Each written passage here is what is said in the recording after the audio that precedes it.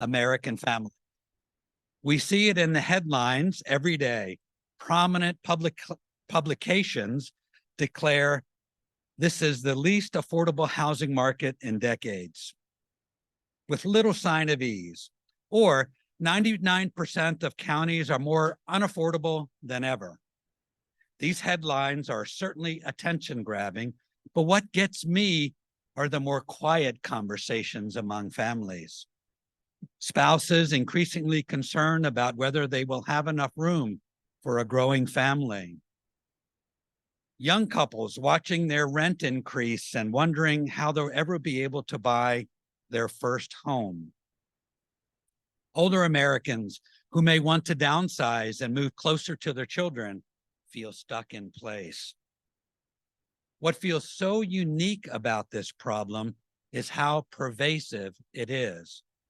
Pick a person at random, at any income level, in any place across the country. More than likely or not, that person is feeling squeezed by the cost of housing.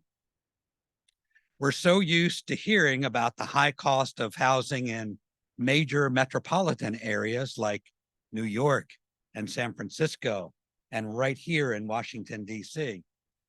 But the issue is felt around the country.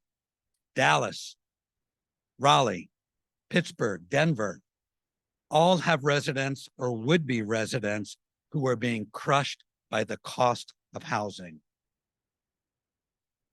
Now we come to the issue at hand. The problem and solutions are complicated and multifaceted. How can we get the right mix of actions that can help drive down the cost of housing? How can governments, the building industry, advocacy groups, and homeowners come together to discuss the problem and find a path forward? This is where the National Institute of Building Sciences comes in. NIBS was set up by Congress in 1974 to serve as a nonprofit, nonpartisan interface between the government and private sector, bringing together experts from across the built environment to find solutions to common problems. Our mission is to advance building science and technology to improve the built environment, from people's homes to their workplaces to the communities in which we all live and work. We support federal and private interest, reviewed as a trusted and unbiased voice for the industry. While we stay agnostic on technology, materials, or methods, it's our job to encourage the building industry to move forward and solve problems in areas of common interest. As part of the NIBS enabling legislation, Congress established the Consultative Council, a volunteer group of leading building industry experts to provide guidance on matters of policy to NIBS. The Consultative Council, which serves as our host for today, is made up of private trade, professional, and labor organizations, private and public standards, code and testing bodies, public regulatory agencies, and consumer groups.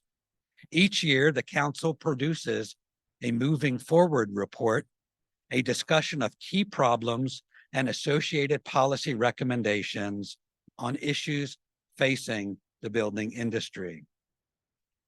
This report is sent to the President of the United States as part of NIBS' annual report. The issues and recommendations discussed as part of this hearing will be included in the 2024 Moving Forward report, which we will publish early next year. I'd like to thank Brian Pallasch, CEO of the International Institute of Building Enclosure Consultants, and Tom Smith, Executive Director of the American Society of Civil Engineers, who serve as the respective chair and vice chair of the Consultative Council, for organizing today and putting on this important event. I'd also like to thank our speakers, a critical group of thought leaders, researchers, and policymakers from across the U.S. for their insights, and expertise, which they will share with us today. Finally, I want to thank each of you, both in the room and online, for attending today. With that, I will turn the meeting over to Brian Pallasch, Chair of the Consultative Council. Thank you.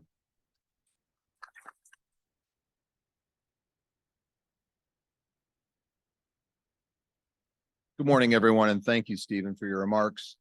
As Stephen mentioned, and for those of you who don't know me, my name is Brian Pallasch, and I serve as the chair of the NIBS Consultative Council. In my day job, I'm the Executive Vice President and Chief Executive Officer of IIBEC, which is the International Institute of Building Enclosure Consultants. IIBEC's an international association of design professionals who specialize in roofing, waterproofing, and exterior wall systems and building commissioning. IIBEC members offer unbiased design, repair planning, quality assurance, observance, legal testimony, general roofing, and other building enclosure management services. We've got currently 3,600 professionals across 6 continents. Our mission is to advance the profession of building enclosure consultants. IIBEC has appreciated and benefited from our long partnership with NIBS. And I'm proud that I'm entering my 2nd year serving as chair of the Consultative Council. As Stephen mentioned, NIBS was created by Congress in 1974 to serve as the nexus between the building and between the public and private sectors on the matters of building science and technology. In that same legislation, NIBS was specifically directed to establish the Consultative Council with its members from across the broad swath of the built environment, in order to, and I'm quoting here, ensure a direct line of communication between such groups and the Institute and a vehicle for representative hearings on matters before the Institute. I think that spells out our charge pretty directly. We are here to work together to solve common problems, and most often ones that do not have simple solutions. The Council is designed to listen to voices from across the built environment and provide opportunity for all to work together to find potential solutions. We advise NIBS on matters related to research and policy so that NIBS in turn may fulfill its charge of advising the President, Congress, policymakers, and other stakeholders on how we can move the building industry forward. Which brings us to today's hearing.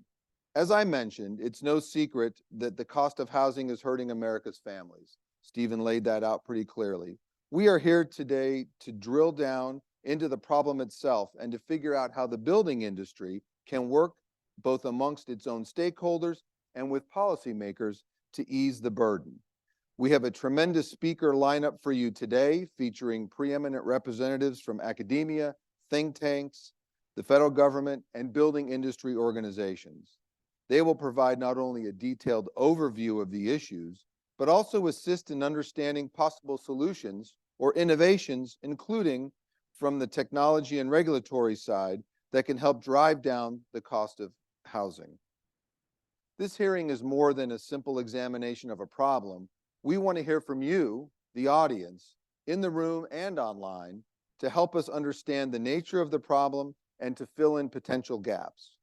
During each session, we will hear from our speakers, followed by a Q&A that will allow us to further discuss the issues together in depth.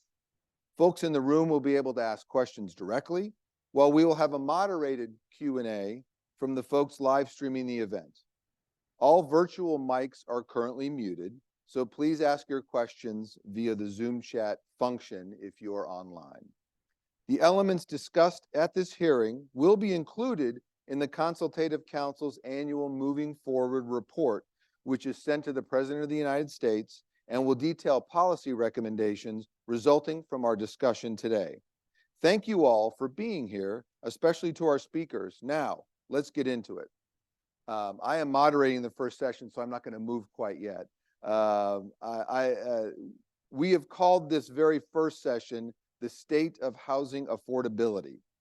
This session is designed to get at the root issue of housing affordability, including how we got here, as well as to drill down on some of the elements and populations that may tend to be overlooked when we discuss this issue. To be honest, I couldn't think of a better or more preeminent lineup of speakers to help us examine this issue. First, is Dr. Chris Herbert, the Managing Director of the Joint Center for Housing Studies at Harvard University.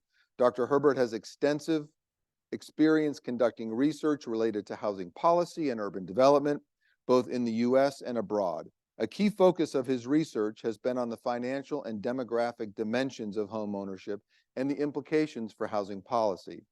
Having previously worked at the center in the 1990s, Chris rejoined the center in 2010 from Apt Associates to serve as the Director of Research.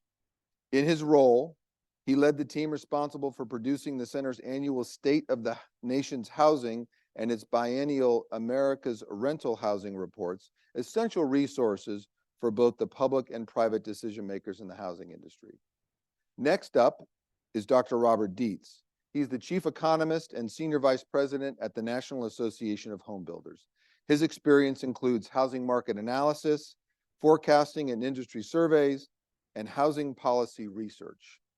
Prior to joining NAHB in 2005, Dr. Dietz worked as an economist for the Congressional Joint Committee on Taxation. He has testified before Congress on housing, economic and tax issues, and is an expert on home construction analysis and trends. He has been cited and appeared on CNBC, The Wall Street Journal, and other news media. Our third speaker is Solomon Greene, the Principal Deputy Assistant Secretary for Policy Development and Research at the U.S. Department of Housing and Urban Development. Mr. Greene leads HUD's Office on Policy Development and Research, which informs policy development and implementation to improve life in American communities through conducting, supporting, and sharing research, surveys, demonstrations, program evaluations, and best practices. He has dedicated his career to improving people's lives and strengthening communities through evidence-based and community-driven housing and urban development policies. As I mentioned during my opening remarks, we want this to be an interactive session, and we are looking forward to the discussion. Our speakers are going to give a brief presentation, then we're going to have about an hour for discussion. Our speakers are likely going to ask questions of each other to help us drill down on this important topic, but we are also looking forward to hearing from you. When we get to the Q&A portion of the event, please raise your hand and a mic will be brought to you. We will also solicit questions from the Zoom chat, so feel free to submit questions there as well. With that, I'm going to turn the presentation over to Mr. Herbert, Dr. Herbert. He's going to go first, then Dr. Dietz, and then Mr. Greene. Thank you. Appreciate it. Good morning. I know it's early. I got up at 4 o'clock this morning, so I've had more coffee, I guess, than the rest of you had. So I'm going to start off. This first panel is really a stage-setting panel for the day to talk overall about the state of housing affordability. I'm going to kick us off by first talking about trends in affordability, and I'm going to talk about that for renters and for homeowners, and then talk about some long-term drivers of those trends in affordability. What has gotten us to the situation that we're in today? So let me start by focusing on rental affordability. So this chart behind me is showing you the number and the share of renters who are cost burdened. That is spending more than 30% of their income for housing, which is the standard measure of affordability. Now, I'll come back to that. We'll talk a little bit about where that measure comes from and why that makes sense as a measure. And we can discuss whether it makes sense or not. But that's the measure that's most often used. So if you look at this chart, what you see is that the number of renters who are cost burdened rose significantly from the start of this century through about 2011 and 2014. And the share of renters who were cost burdened went from about 39% to 50%. So that first decade of the century was a period when we saw renter affordability worsen dramatically. We then had a period of time where things got a little better. And so this is a situation where if you look at the headlines and say, how did renter affordability do this year? It's down by 0.5 percentage point and half a million fewer renters are cost burdened. But we kept losing sight of the fact that relative to where we were in 2000, we were still much worse off than we were. So all the improvement that happened between 2011 and 2019 was modest compared to the degree of worsening that happened in that first part of the decade, of the century. And then with the pandemic, what we saw is rents shot up dramatically, and we had a big turnaround. So we're no longer seeing modest improvements, we're seeing significant deterioration. So as of 2021, the number of renter households who were cost burdened was back up near a record level, so as was the share. The 2022 numbers, which I don't have on here, just came out the last few weeks, and things have gotten slightly worse again. So the trend is continuing to be worsening rental affordability. And when you think about what's happening in the market with rents still going up by greater than inflation, overall inflation, we expect to see rental affordability continue to worsen in 2023. So that's kind of where the big picture on rental affordability, but I think it's important to drill down a bit more into the specifics. So again, this chart now is showing you the share of renters who are cost burdened by different income categories, under 25,000, 25 to 50, 50 to 75, and then we have all households. Now, I just told you that things got a lot worse between 2001 and 2011, right? If you look on the left-hand side, you can see that for the poorest renter households, things did not get a lot worse. That's because things were already as bad as it could possibly get. You had 80% of renters who were cost burdened. You do have a stock of assisted housing in this country, and so there was some safety net for that group, but that safety net is pretty thin. And so you had about 80% of renters who are cost burdened. Not inconsequentially, the share of those folks who are significantly cost burdened, spending more than half their income on housing, did go up. But mostly what we saw over this period of time was those moderate income households making between 25 and 50 and 50 to 75,000 saw their cost burden rates go up. What we've seen over the last 2 decades is the democratization of housing and affordability. This is no longer just an issue of the poor. This is the issue of people working year-round full-time at jobs that are paying not bad money. This is well above federal minimum wage. And so we see that this issue of rental affordability has gotten worse, and it's gotten worse by a greater degree for working families. This has changed the conversation around rental affordability. So it's not just about the poor, it's about a broader class of people. And then if we drill down further, so this is now taking a cross-section and saying, let's take those same income categories and look at it for high-cost markets where housing costs are in the top 25 for the largest 100 metros, middle of the market with the 50 middle, and the 25 cheapest. If you look at those, you can see there that in the high-cost markets, the share of renters who are making these more moderate incomes, have more moderate incomes, almost 80% of they are cost burdened. So this issue about the democratization of housing affordability has gotten much worse in high-cost markets. So places like Washington, San Francisco, Boston, those places we're seeing people with decent jobs who are spending excessive amounts of their income on housing is really high. And so if you look at the bottom, it doesn't matter what market you live in this country. If you're poor, you can't afford housing. There's not big difference in high cost or low cost. You just simply don't have enough money to afford housing. But in these high cost markets, even people making as much as 75,000 are experiencing cost burdens. One thing I also want people to think about is who's experiencing these cost burdens. So this chart is showing you on the left-hand side, it's the numbers of cost burden renters, the dark part being the severe burdens, the orange part being moderate burdens by household type, and the right-hand side is by employment status. So 2 things jump out at you here. One is that the number of households who are cost burdened or renters is very significantly concentrated among single-person households. This is something we don't talk about a lot. It reflects the fact that if you only have one income in a household, you're going to have a much harder time making rent. And it relates to the question about what kind of housing do we need to help people get access to housing. Now you can see here, single-parent married couples, there's not insignificant numbers of those, but the prevalence is much less than among single-person households. And this will differ by market. But I don't think we think about enough of who is cost burdened and what does that then mean and to think about what kind of housing do we need. So we think about things like ADU policies, or people are trying to say we need more granny flats in the backyard. That actually might be a very effective policy when you think about the fact there's a lot of single-person households who fall in this category. On the right-hand side, then looking at the employment status, really important to note that the biggest category of cost burdened households are those who are fully employed. Fully employed people are the biggest category of people experiencing cost burden. So this is not just about housing subsidies for unemployed or people out of the labor force. It's about fully employed people. Now, mind you, on the right-hand side, the people who are not in the labor force make up the biggest category of people who are severely cost burdened. So again, you can't lose sight of the fact that as much as we're seeing cost burdens move up into the middle class, poor households are the ones who are still bearing the biggest brunt of housing affordability. Now, I said I wanted to talk a little bit about that 30% of income standard. So this is a little bit of a confusing chart. Some people say I like confusing charts more than I like my audiences. You can be the judge of that. So this is a chart that's talking about the concept of residual income, or how much money do you have left over after you pay for housing. And this is where the notion of the 30% standard comes from. It goes back to an old aphorism that one shouldn't spend more than a week's wages for a month's rent, meaning you shouldn't spend more than 25% of your income on housing Why? Because if you did, you weren't going to have enough left over for everything else, being food, transportation, clothing, healthcare, savings. And so that old aphorism was based on studies that were done about the budgets of working class families. And it held up then. And if you look now for people making in most markets between $30,000 and $50,000, it holds up for them too. For the poor, they can't even afford 30% of their income on housing because they don't have enough left over for everything else. And for higher income households, you can spend more. So bear that in mind too, when we talk about the affordability standard of 30%, who are we talking about? And is 30% the right standard for that group?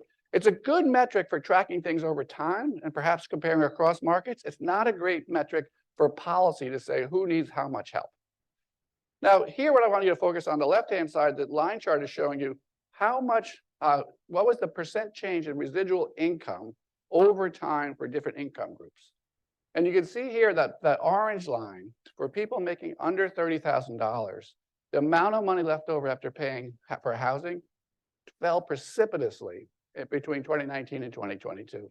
This is because folks are spending well above that 50% of income standard for housing and much less left over. The 30 to 75% line here, you can see there's been a consistent trend for that to be negative, meaning that people are having less and less money left over after paying for housing. So this is where that issue about affordability affecting moderate income households is so pressing. This is year after year. After I pay the rent, I don't have enough money left over for food, healthcare, transportation. Or if I'm well off, maybe it's having to do with entertainment. Maybe it's having to do with saving for a down payment. But that stress is really evident there. If you look at the highest income groups, they're still seeing gains in residual income most of the time. They fell back to about zero. So there's some sense in which they're not as worse off, but it doesn't feel very good if after I'm paying for my rent year after year, I'm still not gaining how much money I can save. So this concept of how much you're spending on housing relative to your overall budget is really important, and it differs for different income groups. All right, that's the rental affordability. Let me talk about home buyer affordability.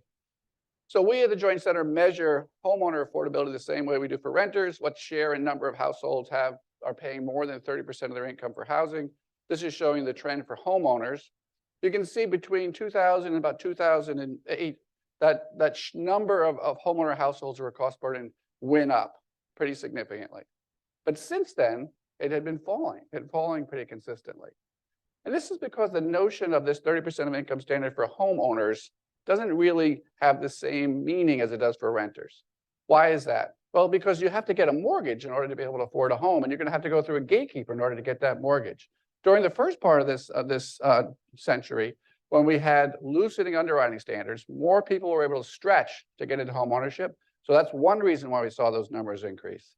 The other is who's most likely to stretch? It's first-time buyers. You know, if somebody at my age buying a house, I've got equity to roll in, I'm probably not going to be stretched, but that first-time buyer is. So in first-time buyer markets and times of easy credit, we see that number go up, and we saw that number come down pretty consistently for a long period of time after the housing crash, both because mortgage credit was much tighter and because of the fact we had very few entry-level homeowners going into the market. So this isn't a great metric to say how are we doing in the homeownership market. In some respects, the improvement in homeowner affordability over the last, from 2008 into the teens, was a sign that people couldn't get into the homeowner market more than anything. So how should we think about affordability for homeowners? We think about it for entry-level homeowners. It's how much do I have to spend to make a payment, and can I qualify for that? So this chart, again, remember I said earlier about confusing charts, liking them more than you? Another confusing chart. Let me walk you through it. So the top line is what's happening with real home prices. And this is based on, I believe it's the NAR median price. So it's home prices that are transacting. The bottom line, that blue line, is what's happening with interest rates and how are interest rates changing over time. So as much as we had a big boom in house prices during the housing bubble, we had declining interest rates during that period of time that helped offset it. So the gray line in the middle is what's happening to median incomes. They don't change as much relative to prices and interest rates. The green line is what's happening to the median mortgage payment. So you can see is during the housing bubble, affordability was worsening, but not so terribly because that big increase in housing prices was being offset by generally declining interest rates over that period of time. After the housing bubble popped, housing prices fell, interest rates kept falling, homeowner affordability got actually very favorable. So about 2012, where some of the most affordable points for buying a home that we've been, just wasn't the case where there's a lot of people in a position who were looking to buy at that time. Things got a little more unaffordable over time as house prices rose, but again, interest rates kept bailing out at any rise in house prices, so that green line is trending up gradually. But over the last 2 years, what happened? House prices went up dramatically. Interest rates, as we all know, have gone up dramatically. And that green line, that payment now has shot way up. So as we think about home buyer affordability, we'd actually been in a period of time, if we could find a house, you could actually probably afford that house because interest rates were helping you a great deal. Not so much today. This is what the Joint Center estimates the typical entry-level home buyer is looking at. It's showing you house prices, interest rates, what you have to have for a down payment, assuming 3.5% down, what the monthly costs are for the homeowner, how much income you need to qualify for that. And then the bottom line there is how many renter households in the US would meet that income criteria. So we don't know anything about their credit quality. We don't know how much savings they have, but just how much income they need. So you can see house prices between March of 2022 and September of 23 didn't change much, right? We had the Fed acting on interest rates really put the brakes on house price gains. Interest rates went from 4.2 to 7.2.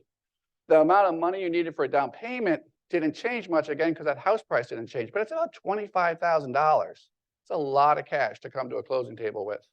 The monthly income you needed went from $2,500 to $3,300. That meant your income went from $97,000 to $130,000. And the number of renters who could afford it almost got cut in half. So the last year and a half have been a period where home buyer affordability has dramatically worsened. And again, I want you to focus on that down payment number. I'm focusing here a lot of my comments about the amount of income you need to qualify, but $25,000 is a lot of cash to have to come up to the closing table with. And that down payment, I think the key metric we like to focus on is the price to income ratio. How high are house prices relative to incomes? Because that gives you some sense of how much effort it's going to take for me to be able to save that down payment. So this chart is showing you two things. The line is showing you the national price to income ratio over time. You can see that in 2000, it was about 3.25. It went up to about 4.5 during the peak of the housing bubble, which was spectacularly bad at the time. Got better over time, trended back up to the 4s, and then the last few years has shot through the roof to 5.5. This is just a really astronomically high number. But the other key thing here is the distribution. Those bars are showing the distribution of the 100 largest metropolitan areas in the country and where they fall in a range of under 3, 3 to 4, 4 to 5, or over 5. So go back to 2000. 2/3 of the 100 largest metros in the country had a price to income ratio of under 3. 3 was kind of the number. It was like that was typically the metric was about 3 times incomes for house prices were affordable. 2/3 of the markets in the country were there. Where are we today? There's 1. Syracuse, New York, that's left in that category. Then we're back in 2000, we had just a sliver of markets that were above 4. Those are all on the West Coast. Now we have 3/4 of the markets above 4. So now you have places like Austin, Denver, Nashville that are facing house prices to income ratios of 5. And so that last chart I showed you where you had $25,000 in down payment for a house of almost 400,000. If you're talking about a house of 600,000 or 700,000, that's a lot of cash. So in terms of home buyer affordability, income is important, but cash is important. And I didn't show in this presentation, but if you look then at the distribution of cash savings among renters, $25,000 is way up in like the 90th percentile of how many renters have that much cash savings. Which isn't to say you can't get there if you put your mind to it over time, but it's going to take you some time to get there. All right, I want to pivot a little bit now to talk about long-term trends in affordability. I've been talking a lot about what's happened since 2000. We put ourselves in the mindset of what's happening lately to drive that. But I think it's really important to go back longer term and say, well, how do we get here? Where do we come from? So I'm showing you here, this chart now is showing you the share of renters who are cost burdened going back to 1960. So go back to 1960. A little bit under 25% of renters were cost burdened. About half of those were severely cost burdened. And if you look at what's happened over time, that number just keeps marching up. You know, we had periods in the 60s, 70s where it got worse. Then in the 80s and 90s, things didn't get so bad. They kind of held their own, but they didn't get better. So it's not like we have periods where things get worse, things get better. We're kind of we're moderating around some level of affordability. Things just get worse decade by decade, or we hold ground and then we lose ground and we don't gain it back. So you go from 1960, we had less than a quarter of renters cost burden, to now we're stuck at around half. And about half of those cost burden renters are severely cost burdened. So what's happening? Why is it that housing affordability has been worsening over the span of the last 60 years?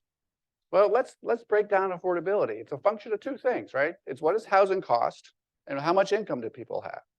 So here what I'm showing you is the trend in real incomes and real median rents for renter incomes and rents over time. So if you look at that top line, housing costs in 2021 were a little more than 70% higher in real terms than they were in 1960, whereas renter incomes were about 15% higher than they were.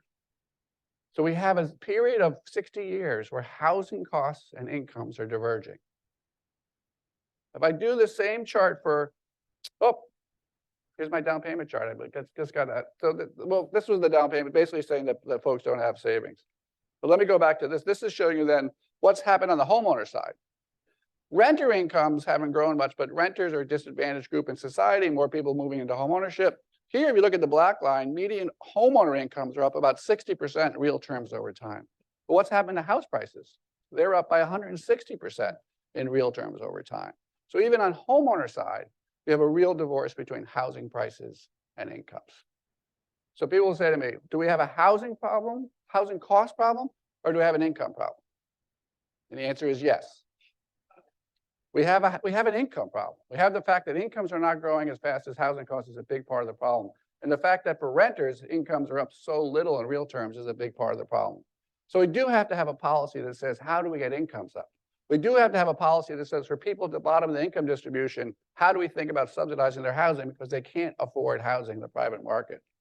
But we also have a housing cost problem. Why are housing costs going up so fast in real terms? And what is it going to take to bring those housing costs down? And I think that's going to be a focus for a lot of the conversation today. I think we don't want to lose sight of the income side of the story, but we as housers, as builders, have to think about what do we do to bend that cost curve on housing. And there's a couple pieces to this, and we planned this perfectly. So I would segue to Rob, who can talk to you about from the whole builder's perspective about this. And Rob will talk about this. There's a piece of this that has to do with land, right? How much does land cost? Because if you think about structures don't appreciate in time, they depreciate. So if we have appreciation, it's really largely due to land prices. So what do we do about that? That gets us in a conversation about zoning. How do we make better use of land? How do we get higher density housing? But the other part of it is the structure. And I think we haven't done enough to think about how do we build cheaper, simpler structures. Part of it, and Rob will talk about, is we're building bigger houses, more elaborate housing, safer houses. Some of that's good, some of that's more than we may need, but some of it's that we're building the same way we've always built. So if we're going to bend that cost curve, we got to think about zoning, we have to think about building codes, and we have to think about new forms of production. So just to close, so this is kind of a summary of my points. Rental affordability has gotten worse over time, and it's gotten particularly bad for middle-income households, but don't lose sight of the poorest households. Homeowner affordability is much more better thought about in terms of entry-level home ownership. But for that group, don't lose sight of the down payment. That's an important part of the constraint that they face. But also, let's keep in mind the long-term trends in affordability. There's a tendency now to talk about the fact that it's the supply side constraints. We're not building enough. It's all about zoning. But that doesn't explain why things got worse from 1960 to 1980 to 1990, at a time when those things weren't binding. This is not a new problem. This is not just a problem that's driven by things that have happened over the last 10 years. This is driven by things that have happened over 50 or 60 years. So our solutions have to also be aligned with that. So with that, now that I've got you all depressed, I'm going to turn it over to Rob, who's going to start thinking about what do we do from a building point of view, and then we'll have Solomon telling how policy is going to solve all this, right? All right, thank you, Rob.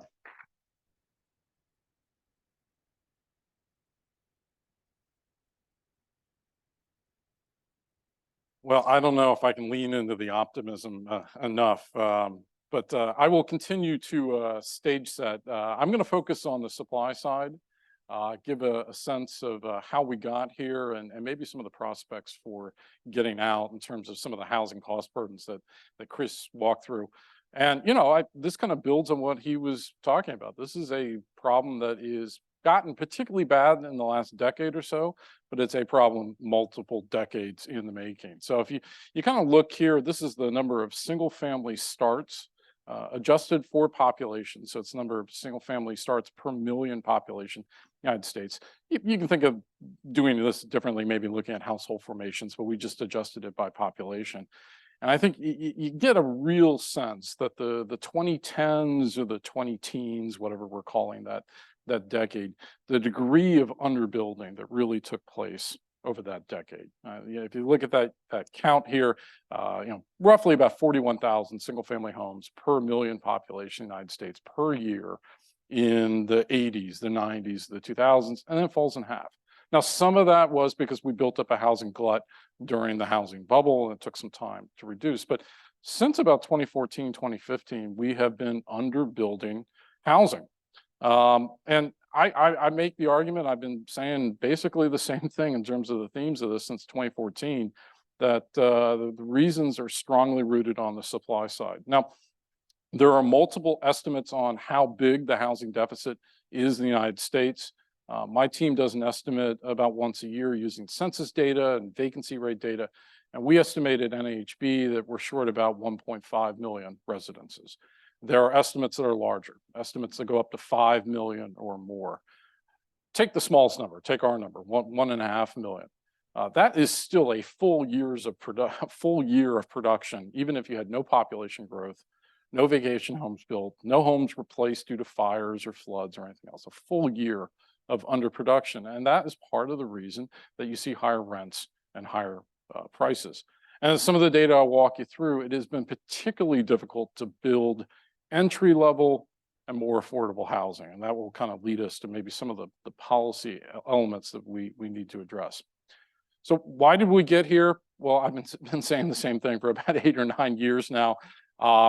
We've been attributing and classifying the challenges on the supply side as the 5 L's. It's a lack of labor, particularly skilled labor in the construction sector. That is demographics. It has to do with changes in the education systems. Chris mentioned land and lots. We're not developing enough land to get into the building system. Lending we often think about as access to mortgages on the home buyer side, the demand side of the market, but lending has really been a constraint since the end of the Great Recession for builders on the supply side of the market, getting access to developer loans and construction loans. And I'll give you a really kind of startling stat on where construction loan interest rates stand today.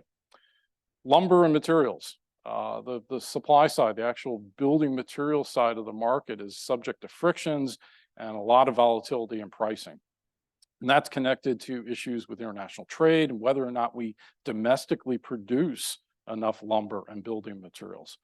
And then the last one, this is more kind of policy focused, which is legal and regulatory burdens. And I'll give you some estimates of how much cost higher regs and higher burdens in terms of the difficulty in building homes adds to single family homes and multifamily homes in the United States. Now, the last bullet point's a little subtle, but it's important. Housing policies that fail to address all of these challenges are doomed to fail. So there's my lack of optimism. Often, I attend to a lot of conferences, a lot of academic gatherings, and you'll find analysts who want to focus on one of these things. If we fix zoning rules, if we fix the lumber issues, if we fix the skilled labor challenge, that we will be able to build more housing. I won't go into the kind of the technical reasons, but these are imperfect substitutes in the production process. We have to address all of these factors if we're really going to address the housing deficit. And I would have you keep that in mind today as you think about policy elements, that just solving one is not enough. We have to move the ball forward on each of these. Chris walked you through housing affordability statistics. I won't spend a lot of time on this. This is NAHB's measure of housing affordability for home buyers. We're at multi-decade lows on housing affordability. And of course, the recent rise in interest rates have certainly made things worse. And I think we all kind of understand the challenges that housing affordability, both on the rental side and the for sale side, have had to American households. But let's keep in mind that the housing story is also a macro element. That is a big part of the current inflation challenge. So the blue line here is just the CPI. You see it peaking at 9% in the summer of last year. The Fed has obviously tightened monetary policy. It's made progress in terms of bringing inflation down. We're now down to a 3.7%. We'd like to see that get down to 2.5%, 2% range. But the shelter inflation component, the red line, that's rent, imputed rent, which is kind of a proxy for home ownership costs, and lodging costs. Shelter inflation is still at a 7.2% growth rate. In fact, if you look at the July inflation data, and this didn't really get reported enough in the business press, in the July CPI report, 90% of the gain in CPI was the shelter inflation component. In fact, in recent months, more than half of the gain in CPI has been shelter inflation. In other words, the remaining element of the inflation challenge, which is, I think, the top macro challenge for US economic policymakers right now, has been housing. And it is connected to these higher housing costs. This is an area where I think the Federal Reserve is frankly could do a better job. Yes, they can't change zoning rules. They can't address the building material market, but they could certainly address the idea that other state and local government policies could help address the housing component and then help fight inflation. So the Fed doesn't have to do it alone. And of course, with that Fed tightening, we've seen this dramatic rise in mortgage interest rates. I've included our forecast here. We do think, for example, this time next year that we'll be looking at mortgage interest rates not flirting with 8%, but maybe a little closer to 6.3%. That'll be an improvement, but let's keep in mind the higher for longer monetary policy mantra. These rates are not going to go back down to the rates that we saw just a few years ago, let alone the all-time low rates that we saw right after COVID. So addressing housing affordability, we're not going to get a lot of help on the mortgage side. Some help, but we really need to be looking at the supply side and the cost side in terms of trying to provide more access to rental and for sale housing. All right, so I'm going to walk you through some of the current stats on those 5 L factors, and then we'll take a look at the outlook and where we're building and what kinds of homes we're building. So we'll start with overall residential construction material costs. This comes from the PPI data. You can see what happened during 2021 and 2022. I mean, at its peak, the aggregate basket of residential construction costs, and so this is everything weighted by the amount that we use, so lumber, bricks, all the kinds of building materials to go in building homes and apartments, it was up 24% year over year. In fact, when you aggregate these cost factors, the aggregate bundle of building material costs is up 35% since COVID. That is ultimately going to materialize in terms of higher rents and home prices, particularly in a market that lacks existing home inventory. Now, the market has cooled, and that's just a direct consequence of higher mortgage rates. The number of single family homes under construction right now, for example, is about 15% lower than it was a year ago. And so that has brought that price growth of residential building material costs down to flat. But this doesn't mean that the supply chain issues have ended. In fact, in NAHB surveys, we find about 80% of single family and multifamily builders right now report shortages to the access of electrical transformer equipment. So that's not showing up in this price data. And it is another factor that's making it take longer to build housing in the country. The other factor, and this is one we're going to do some additional survey work on, I tour the country. I do speeches once a week. I'm going to Louisiana later this week. I was just in Fort Collins, Colorado.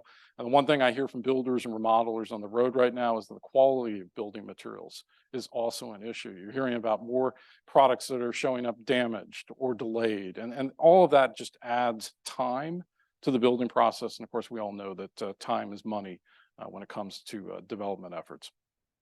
Zeroing in on one cost because it is particularly important, looking at the roller coaster ride that lumber costs went on. You can see at their peak in 2021, lumber costs were at $1,500 per thousand board feet after starting near $350 per thousand board feet.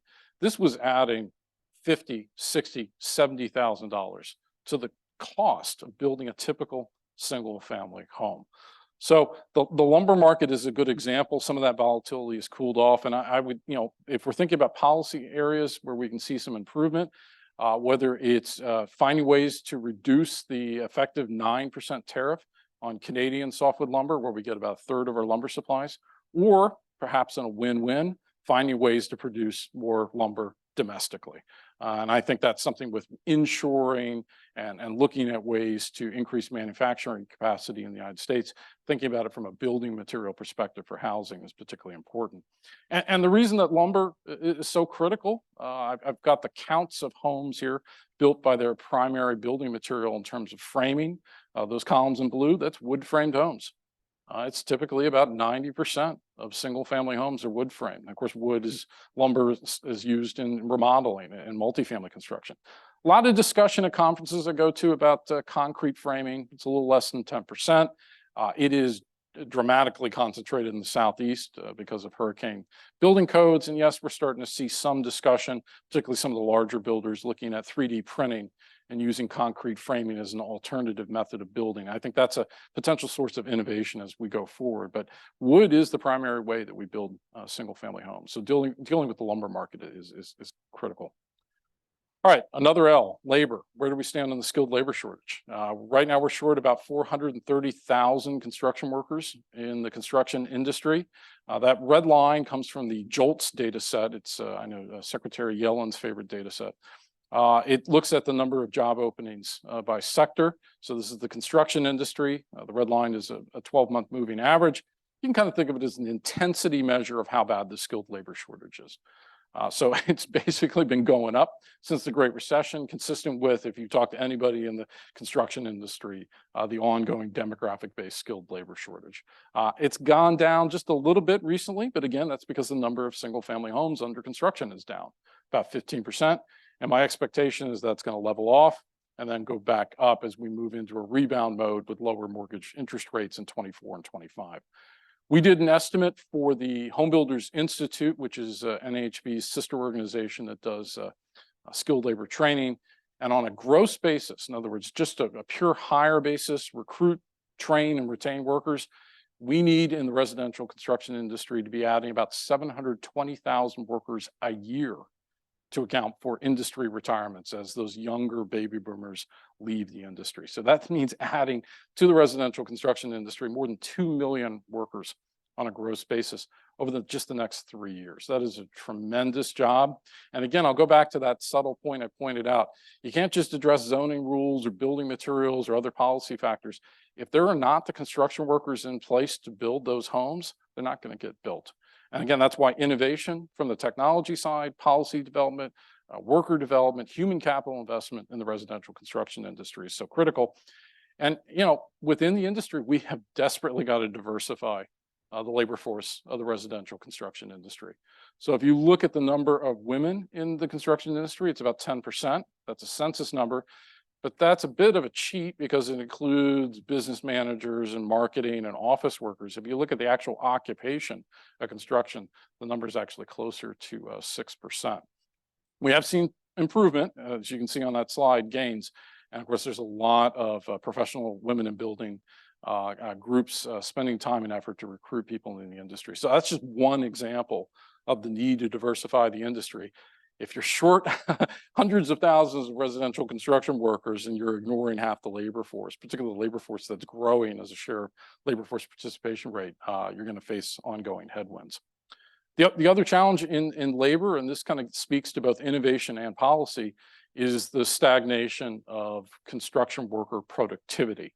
So the blue line is the growth in worker productivity for the full U.S. economy. It's up almost 50% since I graduated high school in 1993. That's the only reason we chose 93 on this slide.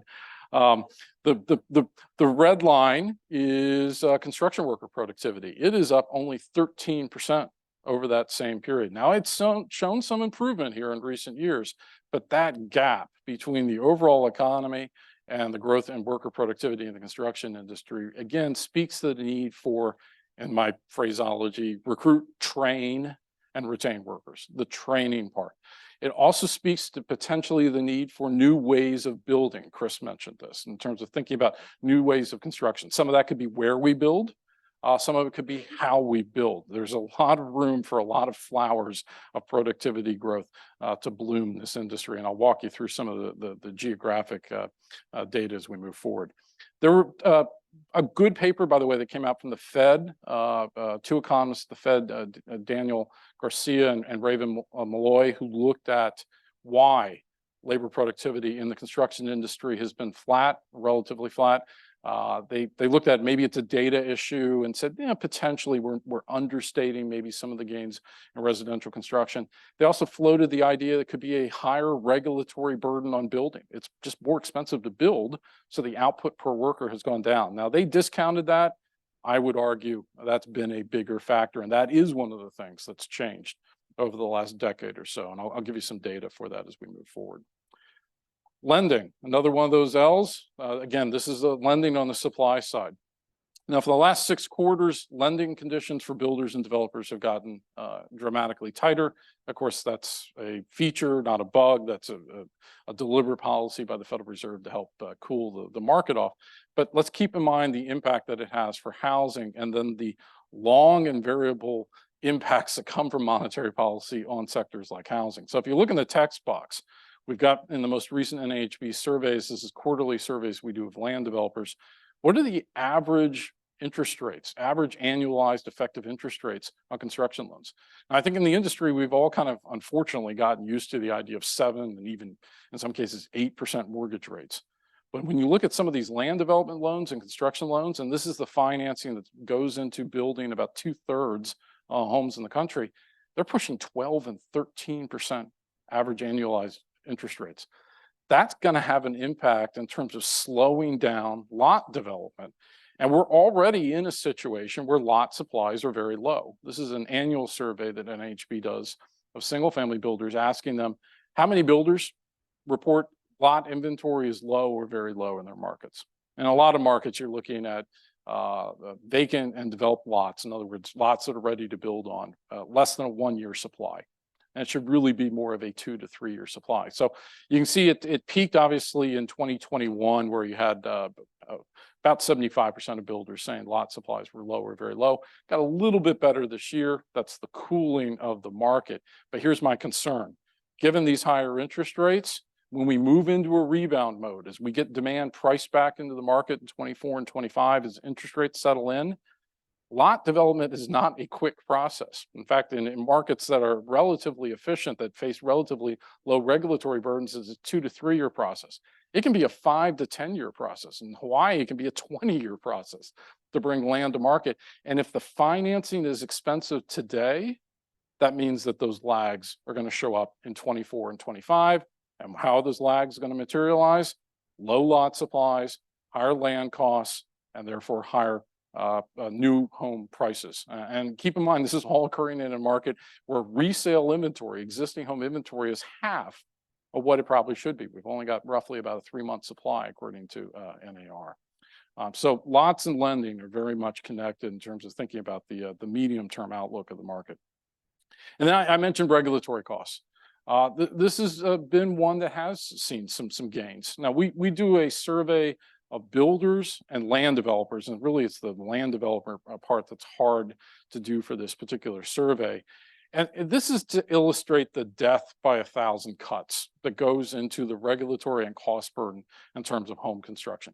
Because I think too often, and I see this in terms of, again, going to conferences, testifying, talking to people, we look at these policy issues in isolation. One policy, it's only $5,000. It's not that much as a share of the monthly mortgage payment. But when you stack these things, it has a dramatic impact, and therefore prices out a huge number of buyers from the market. So we estimated in the most recent study that we did, and we do this every 5 years, it's difficult to do, but in 2021, the average regulatory burden of a single family home was about $94,000. You can see the development during development that's there in black on the side of the screen. That's the lot development part of the process. And then during the construction phase. Now you can look at different items and I'm sure we'll have different views within the room of, maybe some of these policies are good things or bad things, but I think it's important, just like in terms of thinking about the building materials that go into a home, the land that goes into a home. They're all cost factors, whether they add value or not, or in many cases, and I would argue strongly in many cases, where they're not particularly valuable, that they are inefficient. I'll put out an example. So for example, in that yellow box, architectural design standards. That's a form of exclusionary zoning. One of the things I've been surprised by touring the country is builders telling me things about, to remodel a home, to fix up the existing housing stock. There'll be zoning rules that say you have to use a specific kind of expensive paint. And then you'll ask people, okay, why is that rule in place? They'll hem and haw, but what it gets down to is basically to maintain the neighborhood. It's a form of exclusionary zoning. Those aesthetic design standards are particularly insidious, and they're growing right now. They're a form of NIBSism, and we can talk about that more later. So 24% of the price of a typical single-family home is made up in regulatory burdens, and identifying those rules that don't work and don't accomplish the policy goals that we have set in place is an excellent way to begin reducing cost from the construction process. And that's the single family side. This is the multifamily side. This is joint research that we did with the NMHC.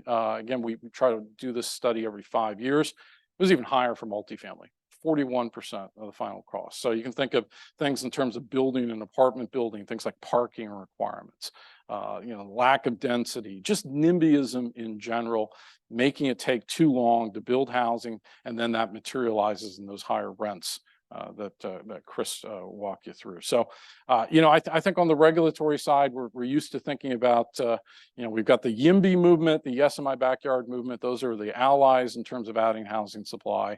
We've got the NIMBY movement, Not in My Backyard. Those are the people who potentially we could convince if we make the effective argument, particularly younger households that are facing those higher down payment requirements. And then you've got the bananas, which are the build absolutely nothing anywhere near anything. They're a lost cause. So we need to form a winning coalition within people who really want to see economic growth in their communities. All right, so last part, I'm going to take a look at the outlook, where we stand and what we're building.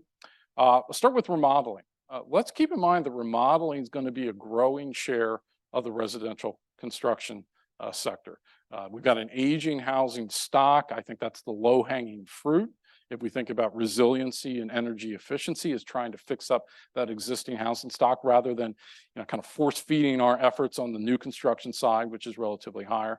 This is our quarterly remodeling survey. The remodeling sector actually has never gone truly negative in terms of remodeling sentiment during this particular soft patch for housing. Remodelers have a lot of business in front of them. Yes, it's cooled off as cash out refinances have gone down, but the remodeling sector has remained relatively stable. We think that will continue next year. And as I said earlier, we see the remodeling sector, which is the area in red here, as a growing share of residential construction activity. If you look back in 2007, it was about a third of construction spending. Today, it's close to about 40%. And I do think over the next 10 years, it's going to get closer to 50%. So in any discussion about buildings and building, we need to be thinking about the home improvement market and the remodeling market as we move forward. Single family builder sentiment. This is our HMI. It's a survey of NAHB members in terms of where builders stand. We had a better than expected start of the year. Long-term rates kind of settled in as the bond market made a mistake about the Fed's expectations. But the HMI went up every single month for the first part of 2023. Unfortunately, it's gone down for the last 3 months, and that is a consequence of mortgage rates getting up above 7% again. So despite the fact that builders had a lot of demand being driven to them because of the lack of resale inventory, builder sentiment has weakened as interest rates have gotten up above 7%. I included some preference data in terms of what we're building right now. I won't go through this in a lot of detail, but it's kind of interesting that you got a lot of storage solutions and energy efficiency items that show up in most likely features that builders are including in 2023.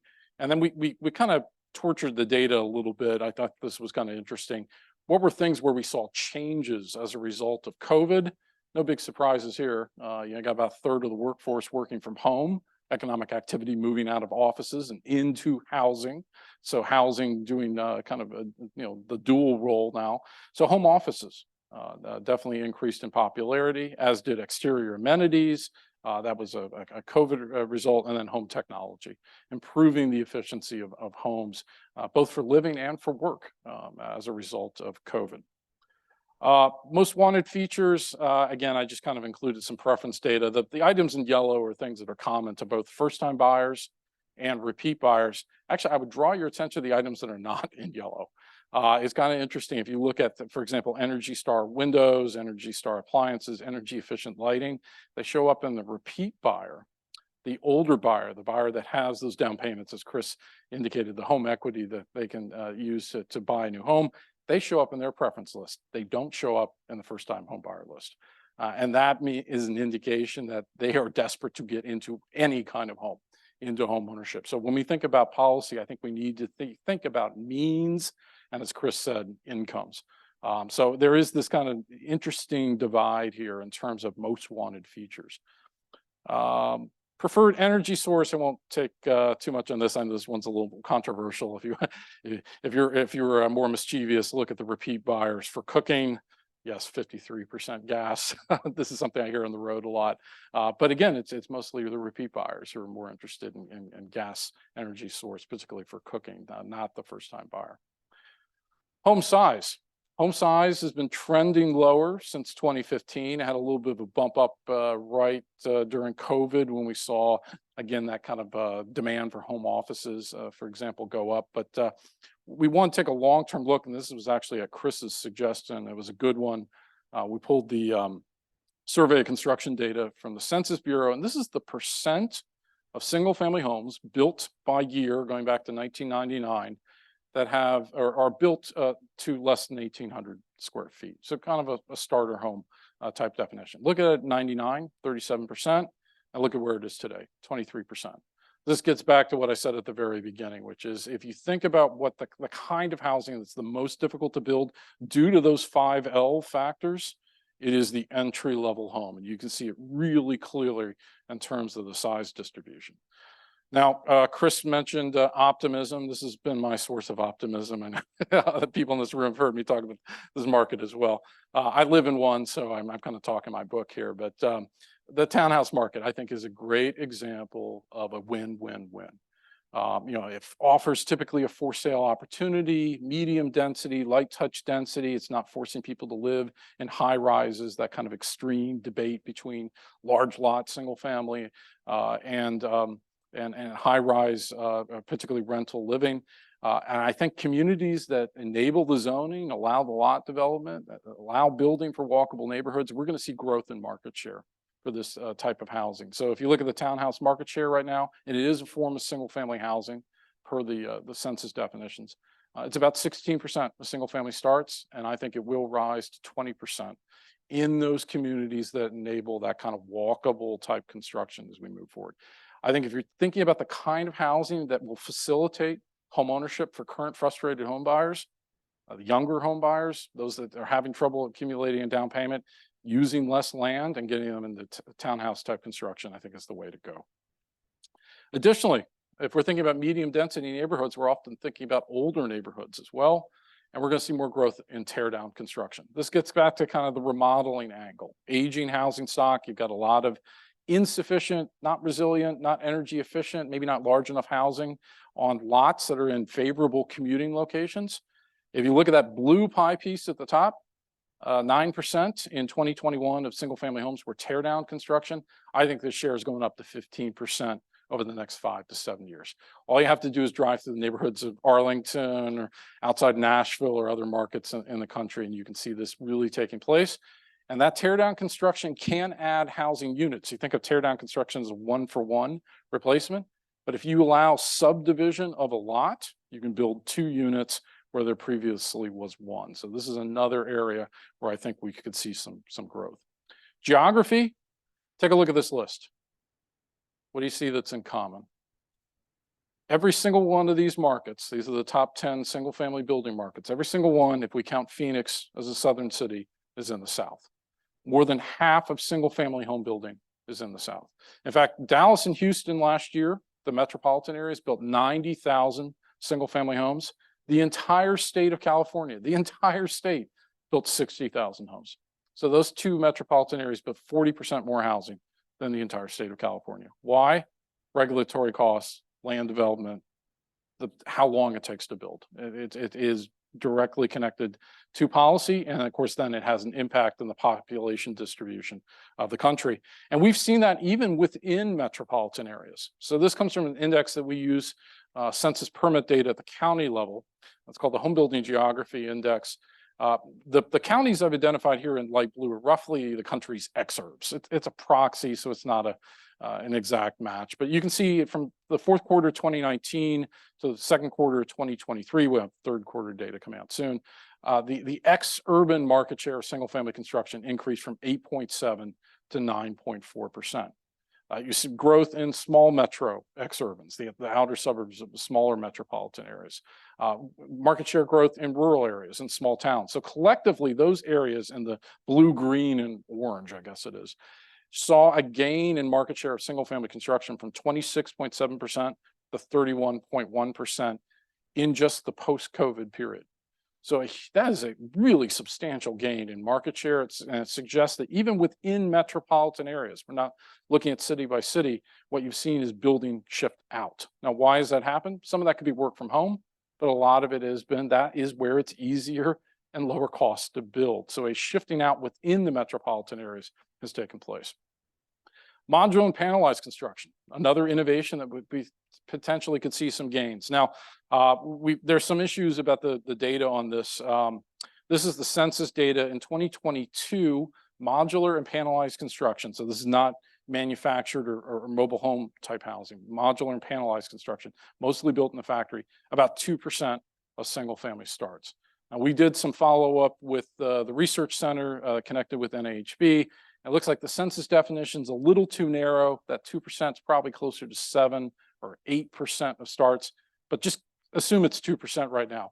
Because what I want you to really think about is the change over time using a consistent definition. And if you look at 1998, the modular and panelized share back then was 7% compared to 2%.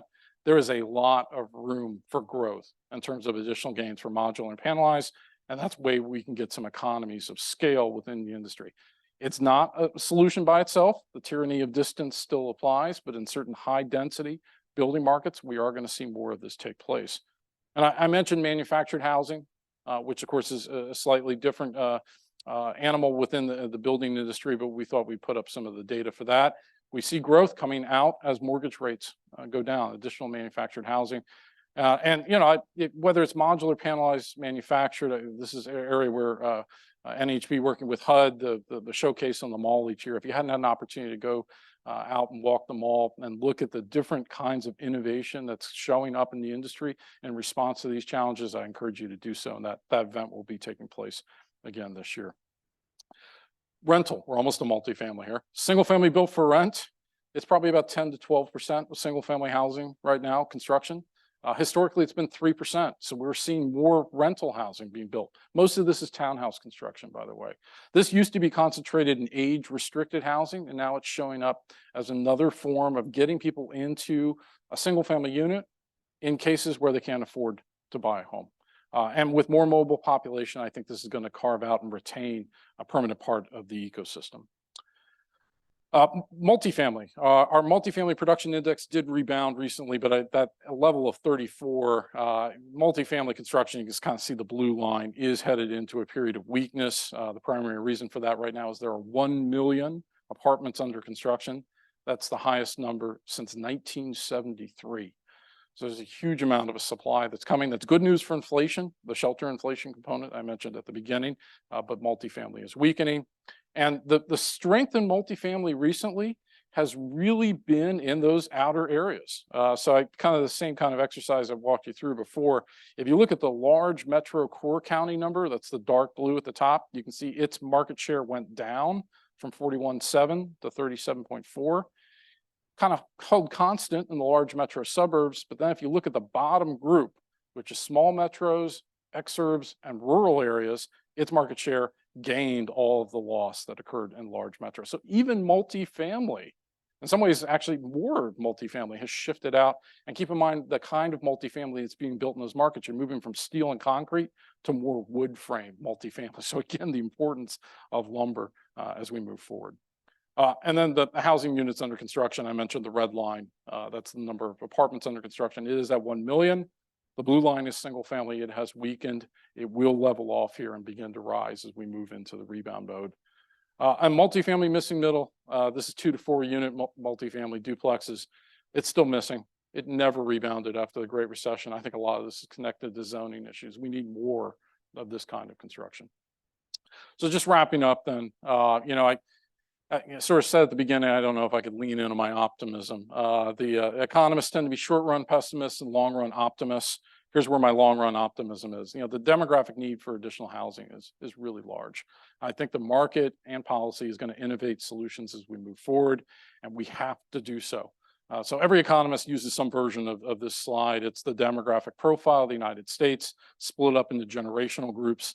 I'm solidly in Gen X. If you take a look at the millennials, there's just a huge number of them. And they're, in their early 30s, mid 30s, as they move into their 40s, the demand for single family housing in particular is going to grow and grow and grow. And that occurs in an environment where we already don't have enough resale housing and where underbuilding has been taking place for effectively the last decade for the reasons I identified on the supply side. So for those demographic reasons, we think the next 5 to 10 years are going to be really promising for single family home building. Multifamily will also rebound and participate. And keep in mind, remodeling is an additional source of housing supply. But the demographics mean that we have to do it. We don't have any other choice. And if we don't, then the cost burdens that Chris identified are simply going to get that much worse. So I look forward to our panel's discussion. And at this point, I'll turn it over to Solomon Greene. Thank you.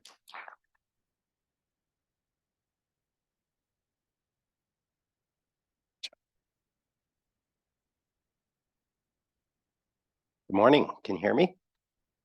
Great. Well, I wanted to start just by thanking Stephen Ayers and Brian Pallasch and the entire teams at NIBS for hosting this hearing and on this important topic and for putting out the Moving Forward report. A big theme in my presentation will be the growing awareness of the challenges that housing affordability places on this nation. And as Chris mentioned, I think the conversation is shifting beyond seeing it as a challenge that faces a narrow portion of the population to a core bread and butter issue facing all American families. So these hearings and the report that you'll be producing is so essential to that. Oops, let's see, did I already just turn off my first move and I turned off my slides? Let's see if I can get this back on. There we go. So I am going to talk as well about rental affordability as well as homeownership affordability and talk about the challenges and the solutions. But Chris and Rob did such a great job with the challenges and kept on kicking the can on optimism and solutions down to me. So I'll try and spend a little bit more time there. Perhaps not coincidentally, my presentation may be a little shorter as a result, but we will save some time for what I hope will be a robust discussion after the presentation. So I'll start with rental housing affordability. Let's see, I guess I should be pointing it there. Great. So I'm going to provide a slightly different cut of what Chris showed in terms of how cost burdens have been changing over time. He emphasized that cost burdens have been increasing for renter households in the middle of the income scale. But he also mentioned, and I want to emphasize, that they have long been and continue to be most severe for families at the low end of the income scale. Renter-occupied households in the lowest income quartile had a median cost ratio of 62.7% in 2021. That means that half of the renter-occupied households in this quintile paid gross rent that was more than 62% of their total house income. That's 3 times the Sorry, that is 3 percentage points higher than it was in 2019, and it is over twice the cost burden ratio for affordability that HUD identifies. This was the largest percentage point increase among all quintiles between 2019 and 2021, as shown in the graph. As Chris also emphasized, for lower income households, even a small change in rental costs can have a significant impact on their cost ratios as well as the residual income. And you'll also see that the variance for low income households is much wider than it is for households up the income distribution, which really shows the outsized impact that small changes in housing costs can have on these cost ratios for the lowest income groups. Right. So every 2 years, HUD also produces a report that some of you may have seen called the Worst Case Housing Needs Report. We send it to Congress, and it describes the challenges that very low-income renters who do not receive federal assistance face, and we use data from the American Housing Survey. So we define worst case housing needs as renter households with very low incomes who do not receive government housing assistance and pay more than half of their income on rent, live in severely inadequate conditions, or both. We just released the 19th report using data from the 2021 AHS. And we found that in 2021, during the height of the COVID pandemic, 8.53 million households had worst case housing needs. This was a record high, surpassing the previous record high of 8.48 million households in 2011, and substantially higher than just over 5 million households with worst case housing needs in 2001. So to link this to some of the themes that Rob discussed around housing supply shortages, I would suggest that the increased cost burdens at the bottom end of the income scale and the increase in those worst case housing needs are directly driven by even more acute supply shortages for families with lower incomes. Rob mentioned that estimates of the overall housing supply shortage in the United States vary from 1.5 million, which I think is a low estimate, but we can talk more about that maybe during the discussion, to more than 5 million. But that supply shortage is even larger if you look at housing that is affordable and available to families with low incomes. Every year, the National Low Income Housing Coalition puts out a gap report where it looks at units that are specifically affordable and available to extremely low income households, those making less than 30% of their area median income. And their most recent estimate was 7.3 million we're short 7.3 million rental homes that are affordable and available to households in that group. We also take a look at this in the worst case housing needs report. And we found that two of the main drivers of the increase in worst case housing needs between 2019 and 2021 were new household formations combined with fewer units available and affordable to extremely low income and very low income renters. And you see on the graph on the slide that between 2019 and 2021, we saw an increase in very low income renters and extremely low income renters. And at the same time, we saw a corresponding decrease in the units for each of those income groups that were available to them.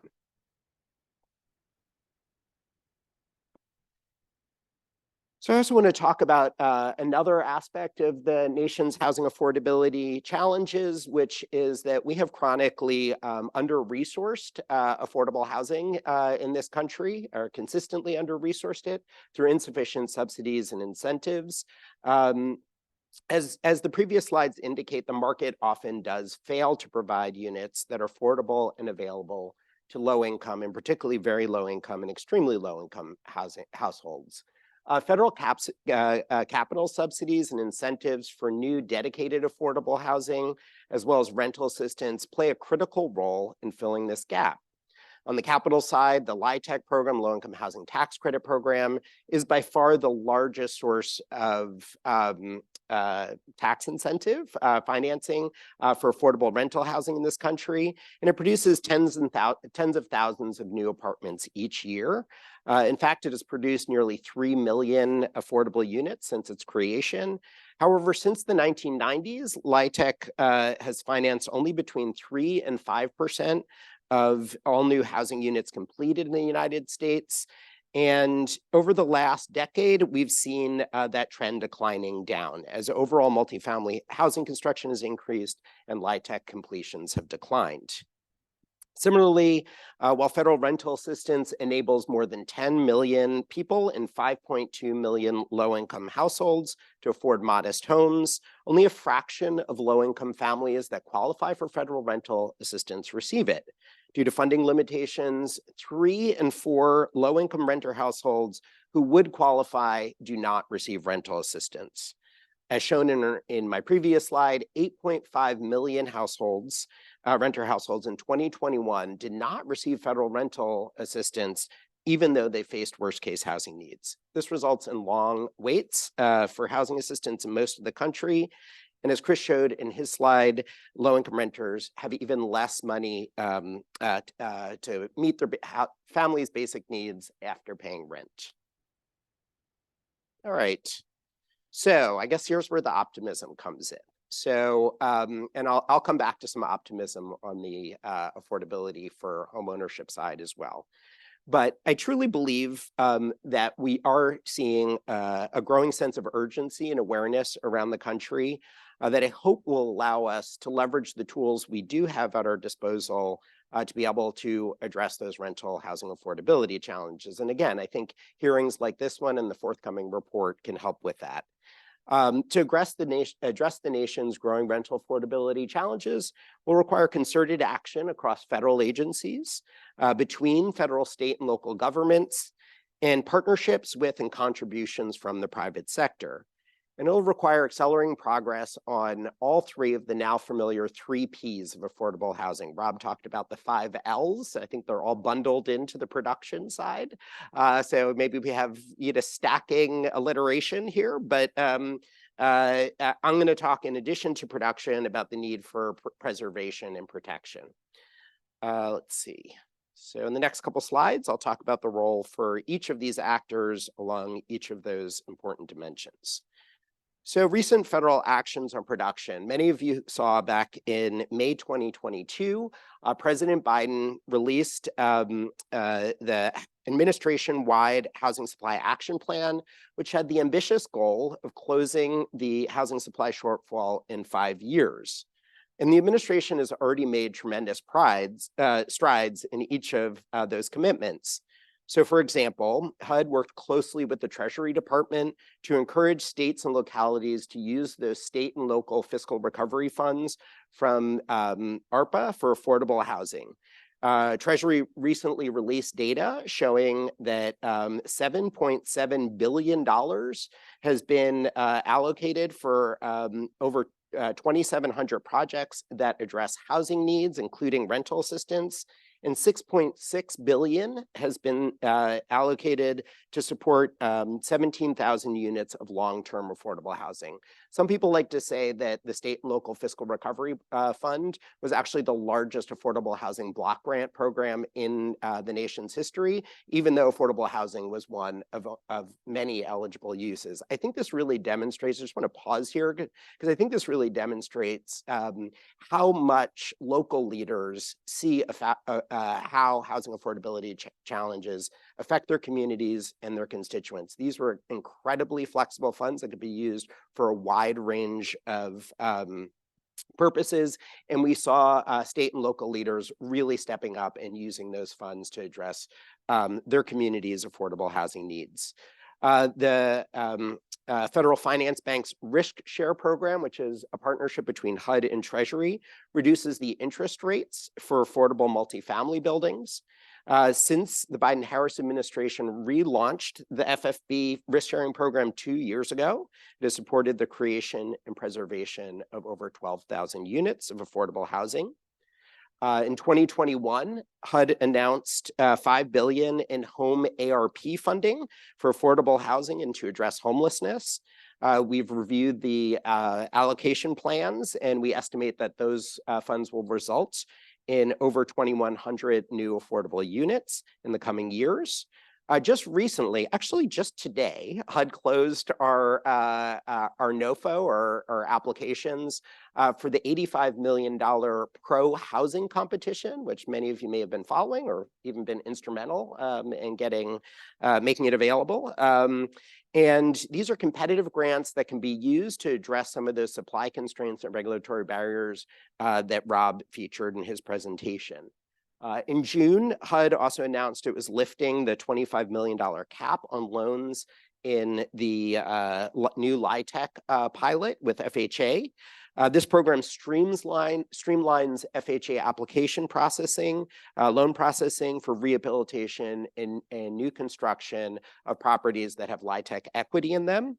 The higher leverage available for these developments can fill gaps created by increased construction costs, higher interest rates, and lower equity pricing. Some of the challenges, again, that Rob featured in his presentation. See, I'm being optimistic.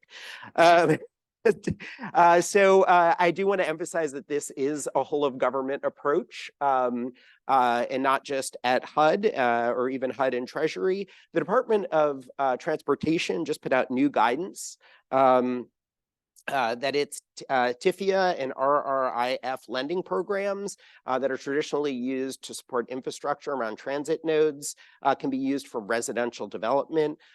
Both programs are designed to support improvements near transit and provide low interest loans well below current market rates. And I hope I can defer to some of our future panelists, including Ivan, to talk a little bit about the work we're doing together with NIBS and ModX to identify a research, not just a research roadmap, which we've published recently, for at Unleash the Potential of the Offsite Construction Industry. Rob, I appreciate your recognition of that potential as well, but also to look ahead in the future to develop a federal action plan for the role that federal agencies can do to boost production of offsite and factory-built homes. So we're also on that second P, taking several actions to preserve the affordable stock we already have, so crucially important to addressing our nation's supply challenges. HUD recently announced the first tranche of funding in the Green and Resilient Retrofit program. Many of you have been tracking this. It was funded through the Inflation Reduction Act and will allow HUD over the next several years to make $800 million in grants and $4 billion in direct loans to improve energy or water efficiency, generate low or zero emission electricity, and address climate resilience in eligible HUD-assisted multifamily properties. We just announced the first $18 million in grants for upgrades to 28 multifamily properties and 2,400 HUD-assisted rental homes, and more awards are soon to come. We also just recently announced $7 million in Choice Neighborhood Planning grants to 14 communities, which is the largest cohort since 2012. And in July, we announced $370 million in implementation grants. For those of you not familiar with it, the Choice Neighborhood Grant Program allows for the rehabilitation of distressed public housing in mixed income environments as a strong resident engagement and community planning component to it. $7 billion have been awarded since the program was launched in 2013, and it is expected that those funds have preserved or created over 37,000 units of affordable housing, again, in mixed income settings.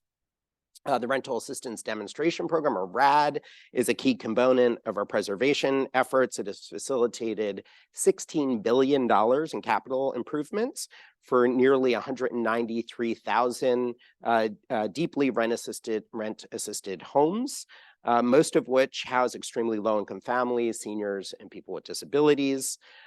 Last month, HUD also updated its notice on how CDBG can be used to boost housing supply, including acquisition, rehabilitation, and importantly, commercial to residential conversions. And last month, we also announced our first ever funding navigator, which is a pretty cool interactive tool on our website that allows users to identify funds in both the Inflation Reduction Act and the bipartisan infrastructure law that can be used to preserve affordable housing through clean energy, energy efficiency, and climate resiliency upgrades. Okay, so now on to the third P, tenant protections. The White House also issued earlier this year, first of its kind blueprint for a renter's Bill of Rights. This contains principles for fairness in the rental market and agency actions and commitments to advance those principles. I'm very proud to say that HUD had over a dozen actions, more than any other agencies, and we've already made progress on many of these actions. So we will soon be issuing a 30-day notice. A notice of proposed rulemaking to make permanent the 30-day notice for advance notification of lease termination prior to non-payment of rent for HUD-assisted residents. We have already provided in a NOFO $10 million funding opportunity for tenant outreach and education via the Section 514 NOFO. This is to build the capacity of tenants to preserve affordable housing and improve affordable housing in our project-based rental assistance program. In June, we published the final notice for INSPIRE, which stands for the National Standards for the Physical Inspection of Real Estate, which provides consistency in inspection standards across HUD-assisted and multifamily insured properties. Particularly proud, almost skipped one, but the PHAs and multifamily owners recently received a letter from HUD reminding them of the requirements under existing law for disclosing the reasons for an eviction, or reasons for denying admission to applicants for housing, something called the adverse action notice. And a program I'm particularly proud of, our eviction protection grant program. Particularly proud of it because it's administered by my office, the Office of Policy Development and Research, provides funding for legal services organizations and community-based organizations to help homeowners at risk of eviction avoid losing their homes. And it has already served over 19,000 households, most of which are households of color. I'm not going to spend a lot of time, maybe we can come back to it during the discussion, but we've also been taking great strides to improve and expand our Housing Choice Voucher program, the largest rental assistance program in the country. So let's talk a little bit about some state and local actions. Some of you may be familiar with these on all three of the P's, production, preservation, and protection. Most recently, you may have seen some of the headlines about what's been called the Montana Miracle, where Montana legislature by a wide margin adopted wide bipartisan margin adopted the Land Use Planning Act with sweeping zoning reforms, including legalizing ADUs everywhere in the state, allowing duplexes on lots zoned for single family, and allowing multifamily and mixed use development on zones that allow for only commercial development.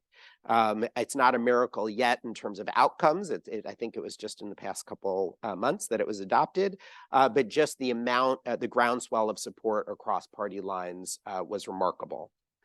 In Minnesota in May, Governor Walz signed into law the state's largest ever investment in affordable housing, along with the historic tenants' rights package. So all three of the P's represented in this bill. The $1 billion housing omnibus includes $300 million for housing supply, including both new construction and preservation. DC, Washington, DC has long had a right of first refusal to tenants when multifamily owners sell their properties. That's been around for 30 years. And in 2019, San Francisco adopted a first right of refusal to what they call qualified nonprofit organizations. And both cities also have housing trust funds or loan programs designed to assist tenants or those qualified nonprofits with acquisition costs. Preservation inventories is an interesting one. There is a national preservation database that many of you may be familiar with, but many cities and states have adopted their own inventories of affordable housing that is at risk of losing its subsidy through expiring contracts. Often the inventories will also include inclusionary units or tax abatement units. In Chicago, the Preservation Compact actually did a really interesting risk analysis of naturally occurring affordable housing. So housing that was actually privately owned and not subject to any rent restrictions, and identified those units and what would it take to preserve those as well. So moving over to protection. Kansas City adopted a right to counsel in eviction cases in 2021, largely in response to the pandemic. And in the past year alone, it had over 90 positive case resolutions and prevented over 1,000 avoidable evictions. 3 states, including the state of Washington, and dozens of cities, including the city of Washington, D.C., have adopted good cause or just cause eviction laws. These require landlords to provide a valid reason, such as unpaid rent or property damage, for removing tenants. Memphis and Shelby County worked with their local court systems to divert unnecessary evictions during the pandemic by giving those facing an eviction to access emergency rental assistance and providing free legal services. And this has become a model for the rest of the country. In 2020, California adopted SB 1157, which requires landlords with more than 15 subsidized units to offer their tenants the opportunity to have rent payments reported to the major credit bureaus. This can be an important step in building credit history for those with thin or no credit history. And recent research suggests that this has already created about 3,000 new credit scores for formerly credit invisible renters in the state. So are we feeling optimistic yet? So I just want to emphasize here before I turn to I mentioned some of the private sector actions and then turn to residential affordability.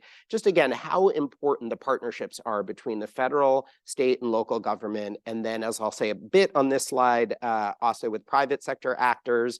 I won't talk about the first bullet on innovation offsite construction. Rob encouraged you all to walk through the mall for the Innovative Housing Showcase that HUD hosts with the National Association of Home Builders every summer. If you time it right, you will actually get to walk through the mall with our secretary, Marcia Fudge.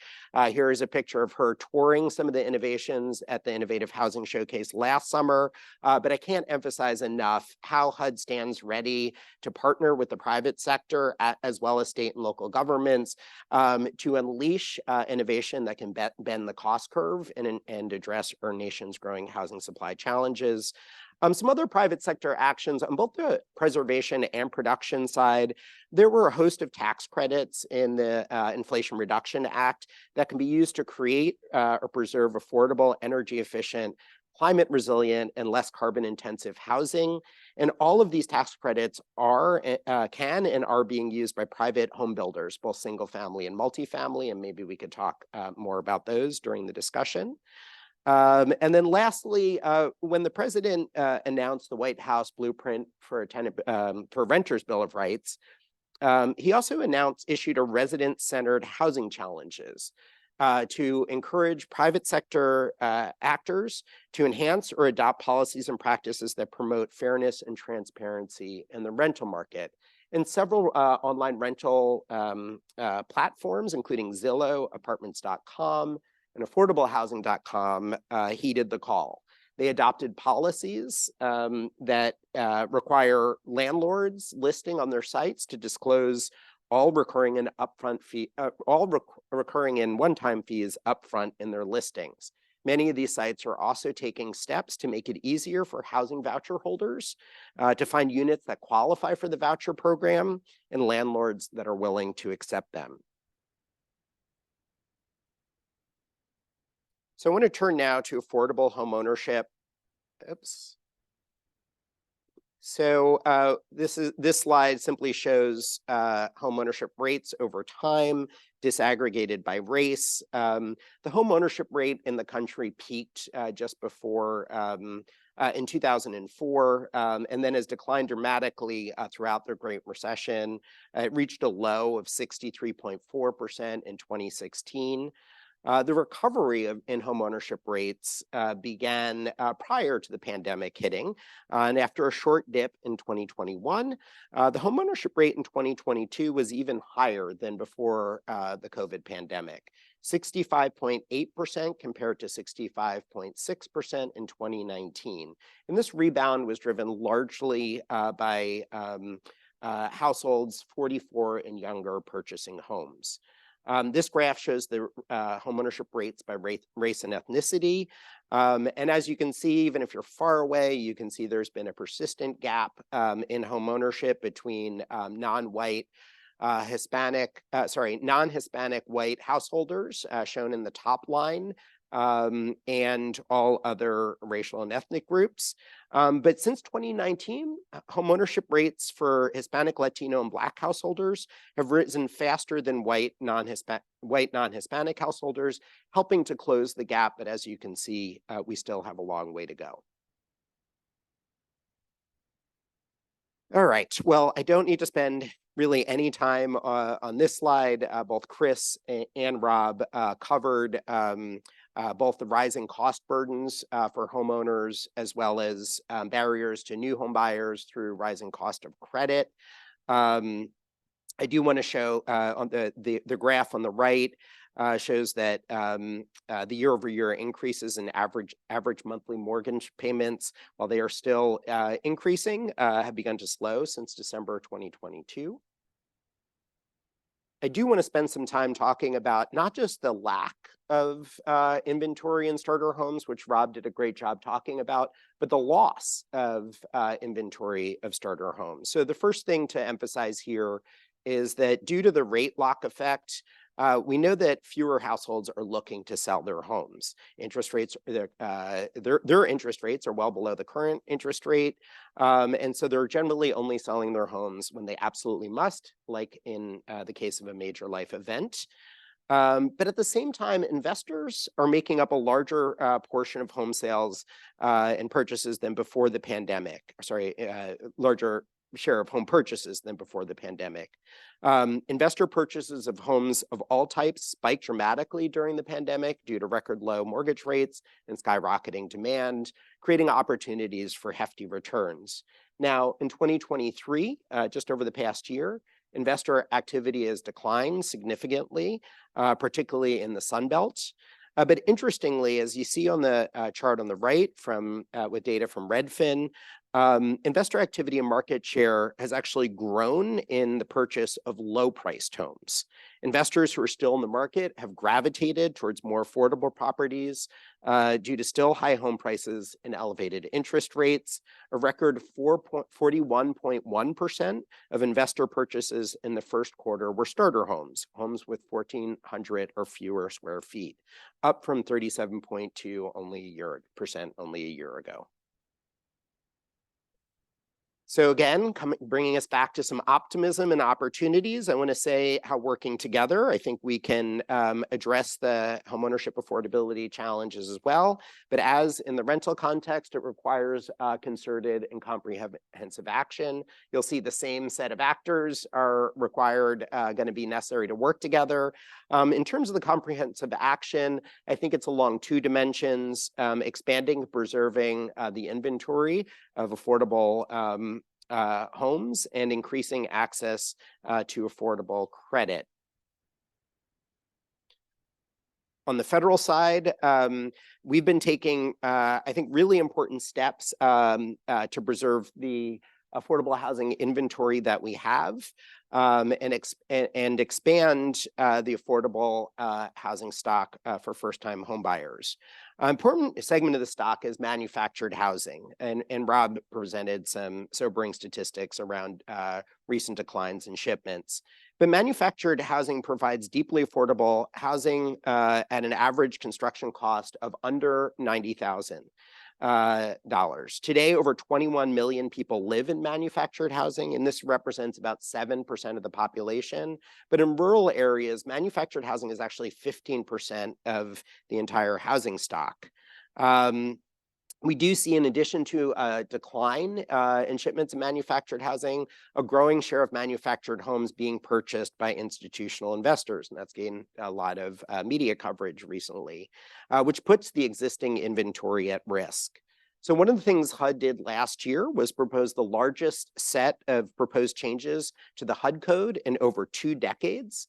When these changes are finalized, they will make the HUD code more accommodating to novel designs to suit environments beyond the traditional mobile home parks and rural homesteads. We've also, we were appropriated $225 million in the fiscal year 23 budget to launch a new competitive grant program called Preservation and Reinvestment Initiative for Community Enhancement, a very strained acronym if there ever was one, but it does spell out PRICE. And these funds can be used to preserve and revitalize manufactured housing. So the American Rescue Plan Act also appropriated $10 billion to the Treasury Department to support homeowners facing hardship associated with the COVID-19 pandemic through the Homeowner Assistance Fund. Half funds can be used for assistance with mortgage payments as well as insurance utilities, and they're designed to prevent defaults and foreclosures. Over half that amount, $5.5 billion, has already been expended, assisting nearly 400,000 homeowners at risk of foreclosure. HUD, not on the slide, but we've also taken several notable steps to protect borrowers in the with FHA loans from foreclosure, including announcing earlier this year that we were extending and expanding temporary COVID-19 loss mitigation options.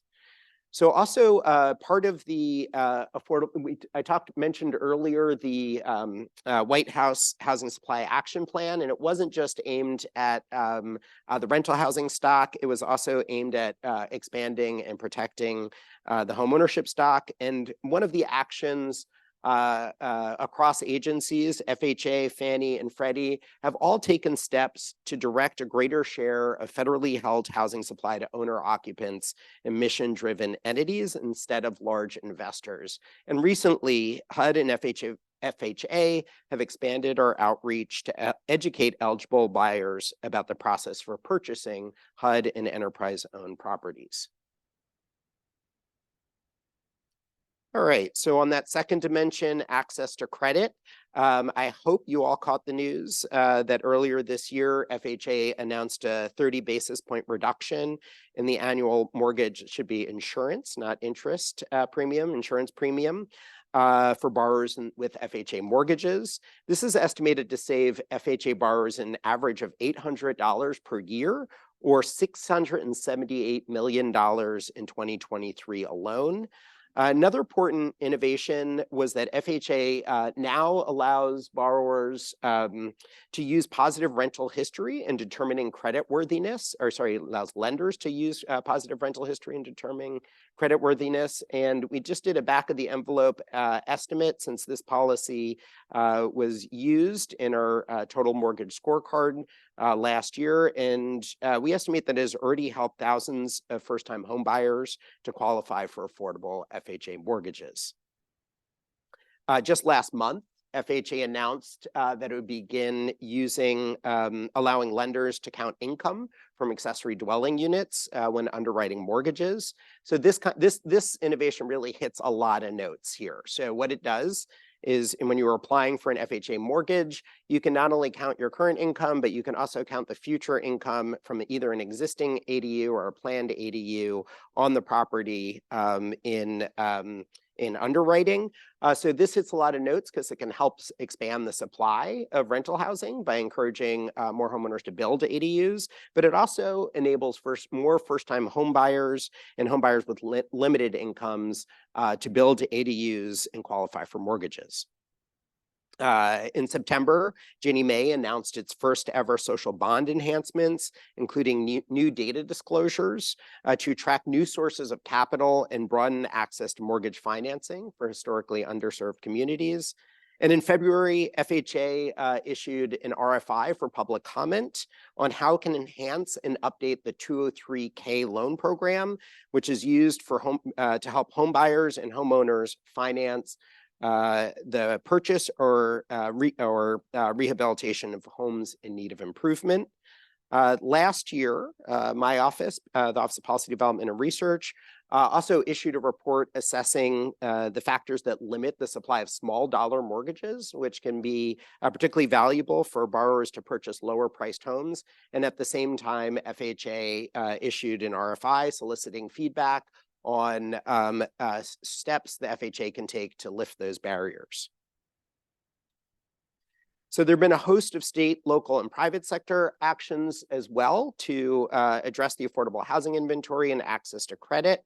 This is my last slide, so look forward to turning it over to the discussion, but these are too important not to mention. Rob mentioned the importance of zoning reforms as well as building innovation. And particularly, I appreciate your optimism around townhomes in particular.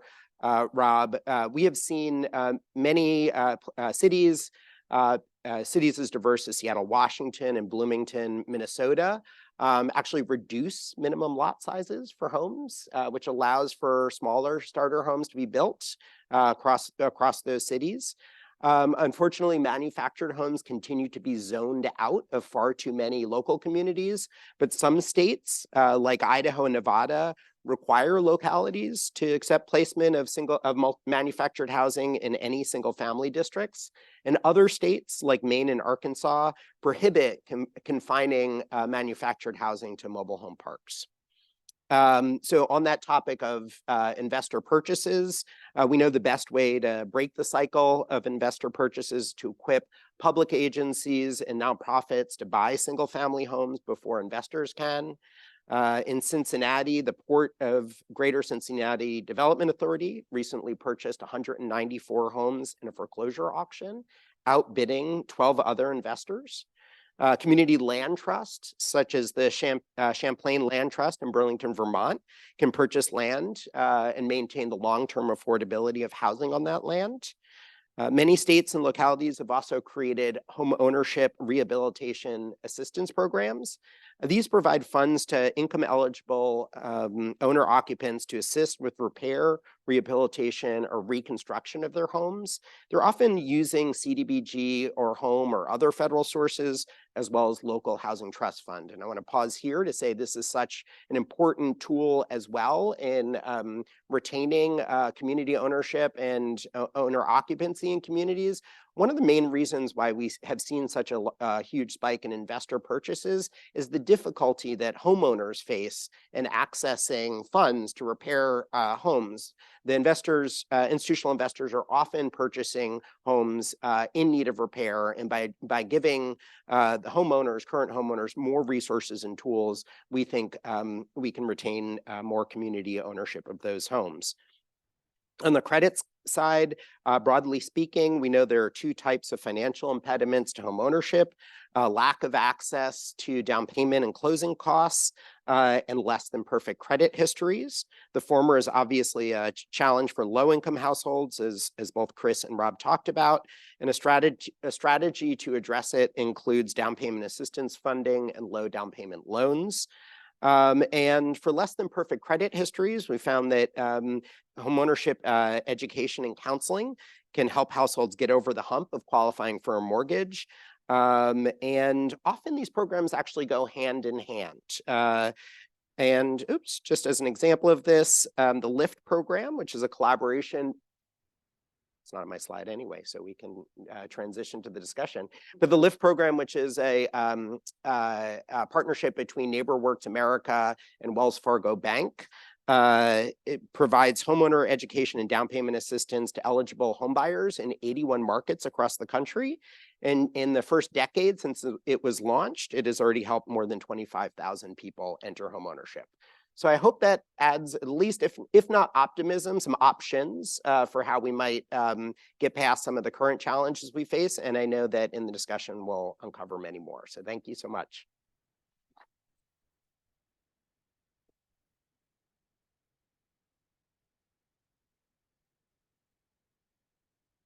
Any questions from the audience? If you're going to question from the audience, if you'll please go to one of the microphones. There's a microphone on either side of those aisles. If not, I have a long list of questions. I can go first. Then I'm going to go first. No one's standing up. Fine. Thinking about the future, given the state of affordability for young families and first-time home buyers, how will that current crisis affect the market in the future, both in terms of broad economic impacts as well as perhaps regional impacts, looking out, say, 5, 6, 7, 8 years, 2030, look out that far. And we'll go across this way. Looking out 5 to 10 years from now, I think it depends on whether or not some of the optimism that Solomon is pointing to comes to pass or not. I mean, where we are now, where we have both renters paying such an incredible share of their income on rent and people blocked from getting into homeownership, it's not a great place for the housing sector and for the broader economy. I mean, that means that people aren't able to have enough money to spend on other things. It means that people aren't able to move to where they want to go. So I think it goes to this question of optimism. Where are we going to see affordability in 5 to 10 years?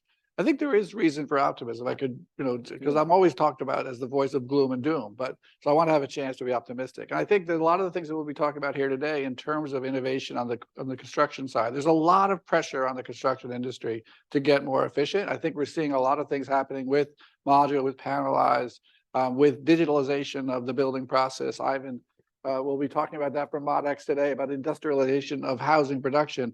Does hold a lot of promise, and I think the pressure is building for that to happen. On the policy side, there's a lot of pressure happening in terms of how do we better support a broader range of affordable housing. And on the demographic side, I think we do see a strong demand from millennials, but we also see my generation is going to start to release some housing over the next 10 years, which could also help. So I think if we can realize the potential of innovations in housing production, if we can release some more supply, things will get better. I won't give you the pessimistic view about why they might get worse.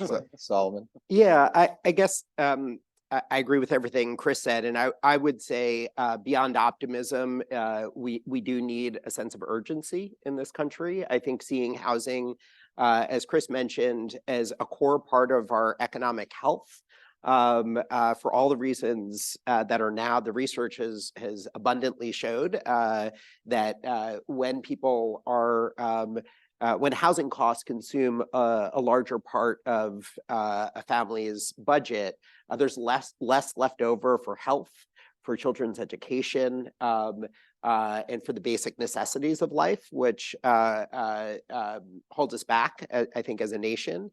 I think it also impedes movement to where jobs are. We've seen a long-term trend, reversal of the long-term trend of families moving to more affordable markets because of constraints on housing supply in highly productive areas. I'll say one of the things we haven't talked about in terms of a source of optimism is it's not just unleashing the housing supply through zoning reforms and new building technologies, but also thinking differently about the stock that we do have. And one of the things, and I think Rob, on your last slide, you previewed this, is that we do have a lot of single family homes that are currently owned and occupied by boomers, baby boomers, and older households. And thinking about how we repurpose that stock, make it available for different sets of households, how we allow families to age in place are all also important considerations. Yeah, and just to add to that, I think where home construction can take place is going to shape the geography of not just housing, but economic activity, I'll end with maybe a note of pessimism to take away from the optimism, which is, you can see the impacts on the demographics. My favorite stats from the current population survey indicates that if you look at 25 to 34-year-olds, so young adults, 20 years ago, roughly 1 out of 10 of them lived with their parents. Today, it's more than 1 out of 5. So that is a direct consequence of higher rents and the inability to get into first-time home buying. So as the industry innovates, it's going to shape the geography of where we live and where we work, but it's also going to have demographic effects as well. I will just add, I live in Raleigh, North Carolina, and moved there about 4 years ago when I took this job. We've done some interesting things. Some of the policy reforms that you talked about, and Solomon, you mentioned, we don't have parking minimums anymore downtown. We're in the process of constructing an additional 6,500 residential units just in downtown. And that's generally speaking apartments. They're not necessarily low income. Some of them are. There is some requirements. I can now put an ADU in my backyard in my residence in Raleigh.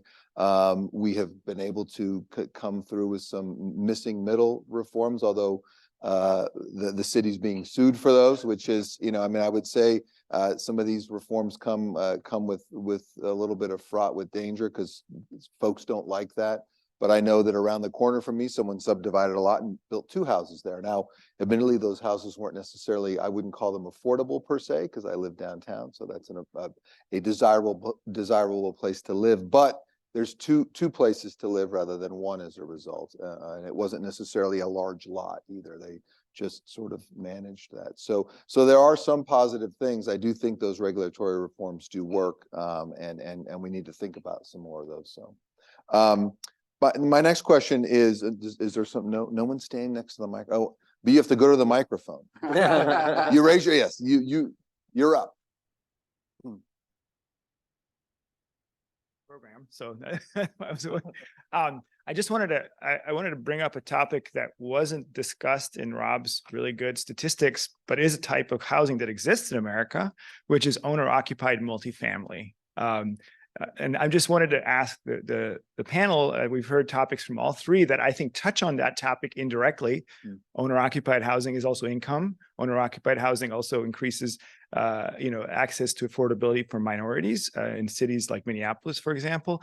Why do we not see more owner-occupied multifamily constructed? Are there barriers that persist? I know in Boston, all of the housing where I live that is being built is apartments or commercial housing. So why is that typology not part of our mix? Why is it not even part of our data? I actually pulled that slide if you think that I didn't go short. Yeah, if you look at the production of owner-occupied multifamily, the historical average is that usually was about 20% of multifamily construction. Today, it's about 5%. And if you ask developers across the country, Colorado is a good example of this. It's maybe a 6 L to my 5 Ls, which is the increase in litigation. So litigation exposure has made it so it's moved the needle where just because of financial regulations, it makes more sense to build multifamily rental. And that's why if you look at construction data, it's 95% built for rent in multifamily. Interesting. No one else is standing. Oh, I know. Please. Hi, I wanted to bring in a question. There was something that we talked about with our unassisted low to moderate income. I want to talk about one of the hidden segments there, and that's our aging senior citizens that are looking for affordable rental or affordable housing. I run a program that works with minority developers, and they are spending a lot of time concentrating on building or redeveloping zero entry housing. Because a lot of the housing insecurities that they're seeing in the minority communities are really focused on senior citizens that are just above the income threshold to qualify for any types of services and resources or housing programs. But with the rising cost of inflation, some of them are being pushed out of their housing because of the housing or the price of housing is going up. So they also can't afford property taxes anymore. And there's really not a lot of places for them to go. So can we talk a little bit about how we can use housing innovation or policies to really support our senior citizens? I have a 91-year-old mother I just had to help sign a lease for because despite her liquidity, she can't qualify for to rent a unit on her own because she doesn't make 3 times the rent with her pension and Social Security. I'll give a quick commercial for the Joint Center. We're on November 30th. We're going to release a report, Housing America's Older Adults, and it's going to focus specifically, it's going to cover broadly what are the housing conditions among older adults and what are the concerns. And a key one is, particularly late in life, the fact that you have to have not just housing, but housing and services. And how do we get access to both of those that are affordable? And it's really challenging for folks in the middle, people who don't qualify for public assistance, but don't have enough savings to be able to afford it on their own. I mean, I think as we think about this issue, is, I think we can get into the housing. In so many cases, we have these internecine wars between the people who are advocating for rentals and for home ownership, and for people who are advocating for families and for the older adults. And I think we do have to think about this holistically. And so if we think about the fact, I think Solomon touched on this, and it was going off of Rob's slide. We have so many older adults. We need to have housing solutions for them that's also then going to free up housing for others. So if we have more solutions for your mom, and she can move to an apartment that's accessible, that's in the community where she is, so she can age in community, if not in place, she frees up a house, another apartment for another family. So we need to build a broader range of housing, and we need to think specifically about the needs of older adults, because that generation is going to double in size. The number of households over the age of 80 are going to double between now and 2040. We're going to have 16 million households over the age of 80, and those folks are going to need lots of assistance. And so how do we meet their housing needs, but at the same time use that as a way to free up other housing? Yeah, I would just add, I think financing is a big challenge there in terms of allowing older adults to age in place. And we've been trying, there are a couple things we've done at HUD to make that easier. I talked a little bit about the 203K program for rehabilitating FHA mortgages for rehabilitation. We also have been making improvements to the HECM, or reverse mortgage program, to allow homeowners to tap into the equity in their homes to make improvements. And then actually, I think that the recently announced ADU reform is a really important one. ADUs can be a great way for older adults to age in place. In fact, provide housing for caregivers. And I know a lot of people in that accessory dwelling unit. So a lot of people are looking at ADUs as an option for multi-generational housing as well as assisted housing options. So I think we're always open to other suggestions. One of the things we're also doing is looking at models from other countries with aging populations. We have a research exchange with Japan and another with Germany, where we're looking at what can we learn from their models to allow aging populations to stay in their home. You might think about making the 25C tax credit, which is the existing home improvement tax credit, refundable, particularly for older Americans that don't have federal tax liability. But I'll add to the list of worries, which is, traveling across markets, hearing about rising insurance costs. That's also going to be a really big burden for older homeowners and older renters as it translates into rent costs. So insurance is going to be a key issue.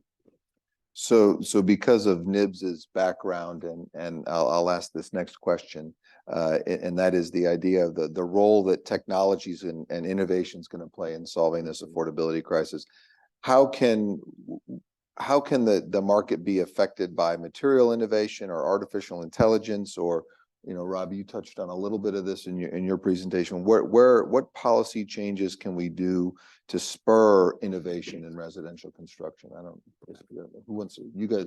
Well, we'll have Rob start that.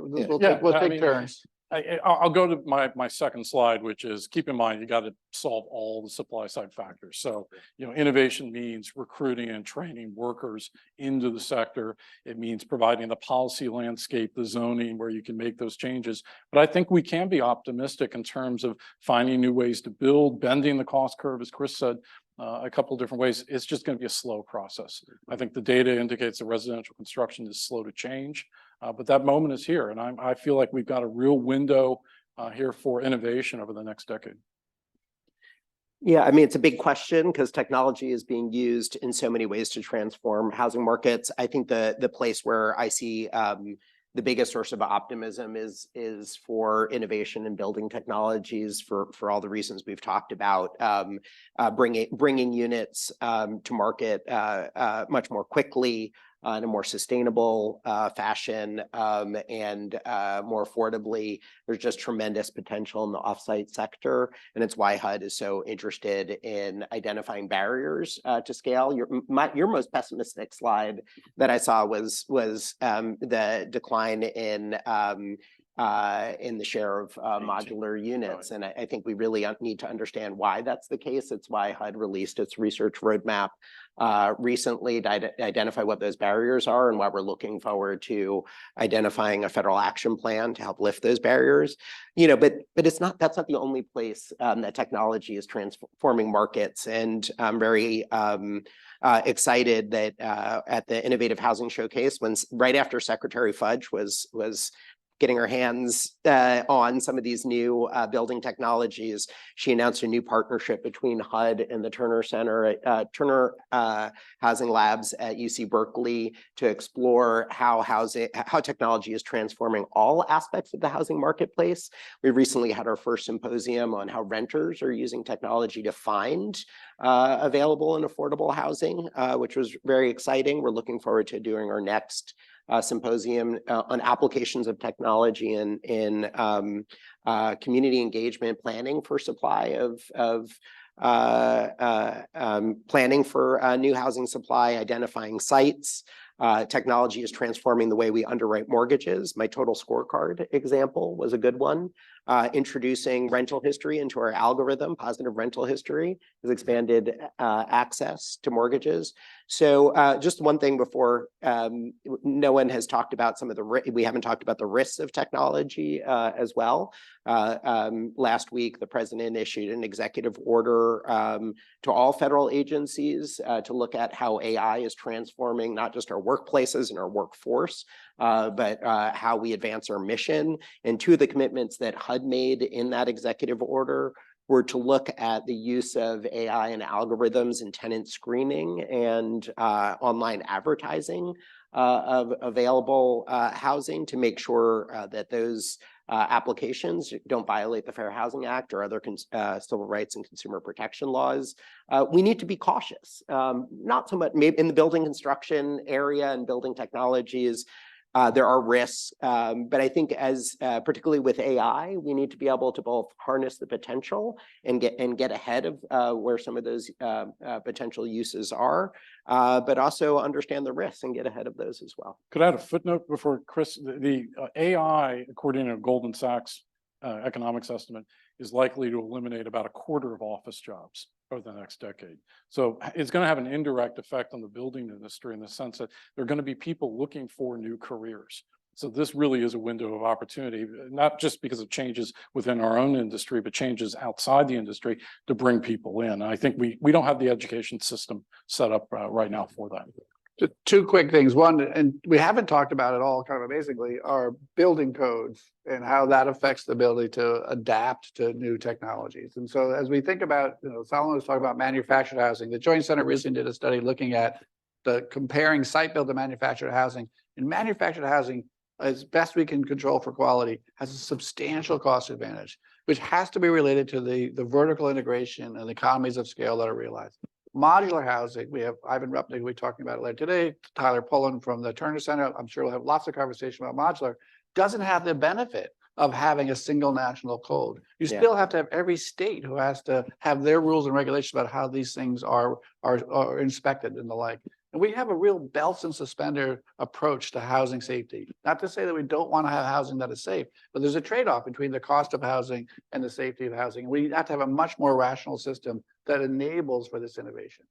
The other thing I would say, and I echo all these concerns that Solomon was talking about, digitalization of housing in other ways and information. The Joint Center did another a symposium called Bringing Digitalization Home that looked at how digitalization is affecting all these different spaces in housing. And these issues around privacy are really important. But the other side of the coin is access to that information. So often when information gets digitalized, it's retained by the firms that have that information, and there's enormous value there. Making more transparent information available can make sure those benefits are more broadly realized. Quick example, digitalization of zoning code.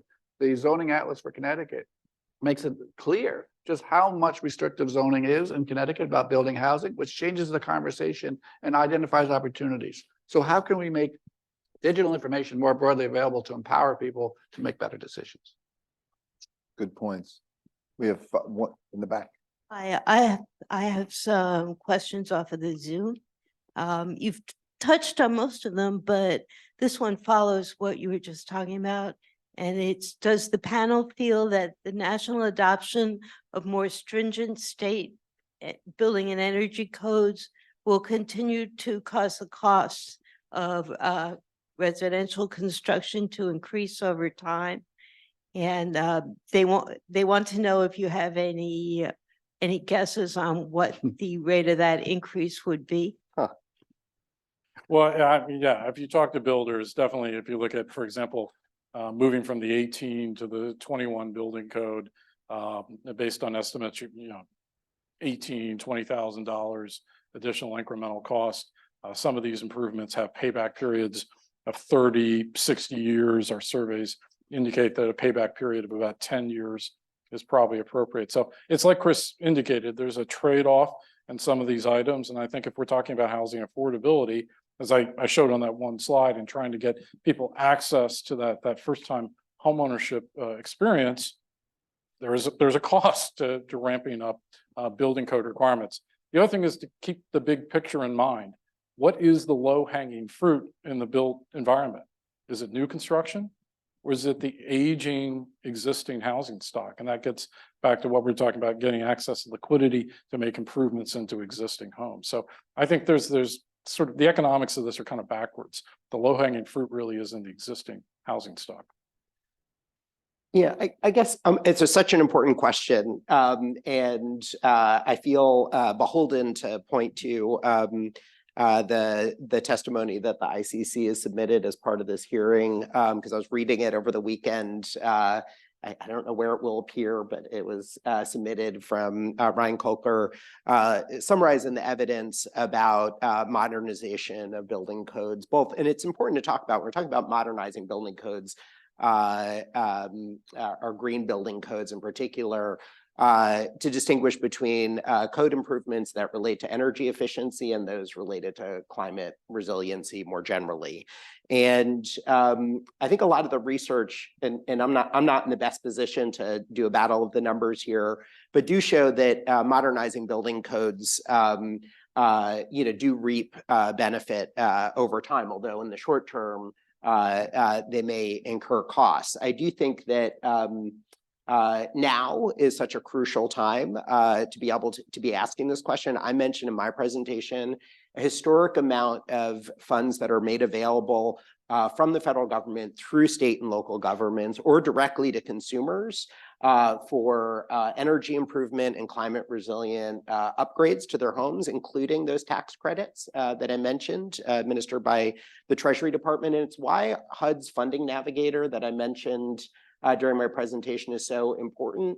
Helping people get access to those resources to do those improvements now is, while the resources are available, is absolutely critical. You mentioned insurance as well. Insurance costs are going up around the country. We see insurers leaving entire markets, property insurers. And a lot of that is because of outdated building codes. Let's be clear.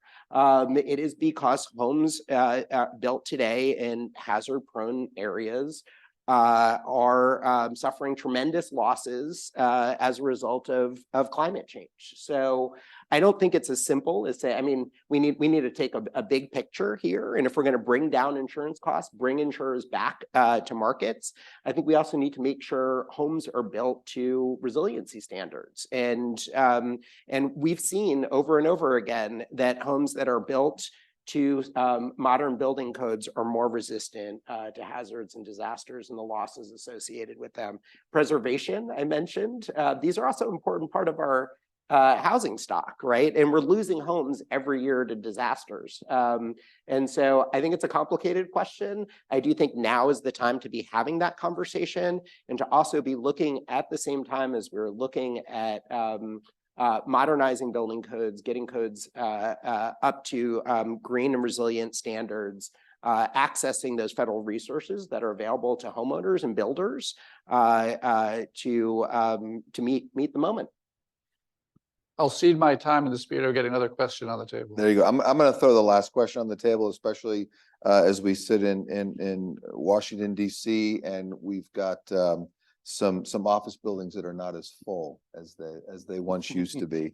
Do you all see the idea that we could convert some of those office buildings to residential uses? Is that part of the solution? I know in Raleigh, they've looked at that, and fewer than you think are actually acceptable candidates is what I don't have a number, but it wasn't as much as you'd think. 3,500 units nationwide, apartment units were added from office conversions last year. There's a story in the Wall Street Journal today. It's harder than it sounds. Right. It's an easy conference Sounds good. talking point. I think, again, if we're identifying low-hanging fruit, the opportunity here is to take a failed shopping mall, a strip mall, and convert it into an urban village. So low-rise multifamily townhouses, that requires private sector forces. It requires public support because you're talking about a fairly large redevelopment effort, but I'm fairly bullish about that. I'm a little more bearish on the idea of high-rise office buildings becoming condos. That is a much more difficult prospect. So it's a medium density solution, but I do think it's going to happen, and it is way we're going to add additional housing. So I think it is, as Rob said, it's difficult. It has to have the right floor plate. It has to have the right differential and value. There's things that cities can do in terms of changing zoning, in terms of changing property tax treatment and the like to kind of facilitate it. It's good for the housing stock in the sense that we need more housing. It's also good for revitalizing downtowns that are suffering from that. But to your question, how big a difference would it make? You know, we can look at all these things and none of them are going to solve the problem. We keep looking for a silver bullet. But in fact, what we need to have is multiple solutions. So we talk about ADUs and people say, well, that's a small scale issue. You're going to produce, tens of thousands of units. Yes, but they're small units that are designed to have urban infill, and they're going to meet the kind of need for housing that single persons need. Office conversions, is it going to help? I just was talking with a fellow from Pew. They're looking at converting offices into single room occupancy, because the conversion costs are lower when you have multiple bedrooms with only limited numbers of baths and kitchens, because it's that addition of all that plumbing and all that HVAC that adds to the cost. But single room occupancy housings we needed. Downtowns are a good place for it. So is that a piece of it? Yes. So we need to do all these things, and no one of these things. We need to have a silver buckshot, not a silver bullet, to address this. And I would just add, yeah, I think it's important I agree with everything Rob and Chris both just said. So we tend to talk about commercial to residential conversions and office to residential conversions and as a subset of commercial. And there's probably a need for both. And as Rob pointed out, there are plenty of commercial spaces that are not office spaces that have long been underutilized, well before the pandemic and the softening in the office markets that I think are part of the solution. To Chris's point, I just want to mention the White House 2 weeks ago also put out a commercial to residential conversion guidebook that describes all the federal resources that are available to support commercial to residential conversions. And so I hope people take a look at it. These are resources that are available to state and local governments and the private sector to help facilitate some of the financing challenges. But yeah, also just want to underscore, it's not as easy as it may seem at first, just to repurpose properties for quality, affordable housing. With that, that's our final question. I want to thank the panelists. This has been fascinating. And I think the good news is there's lots of paths to getting some success here, but we need to work on all of them, not just one of them. So thank you all for your time today. Thank you all and then we're going to go on a 10-minute break.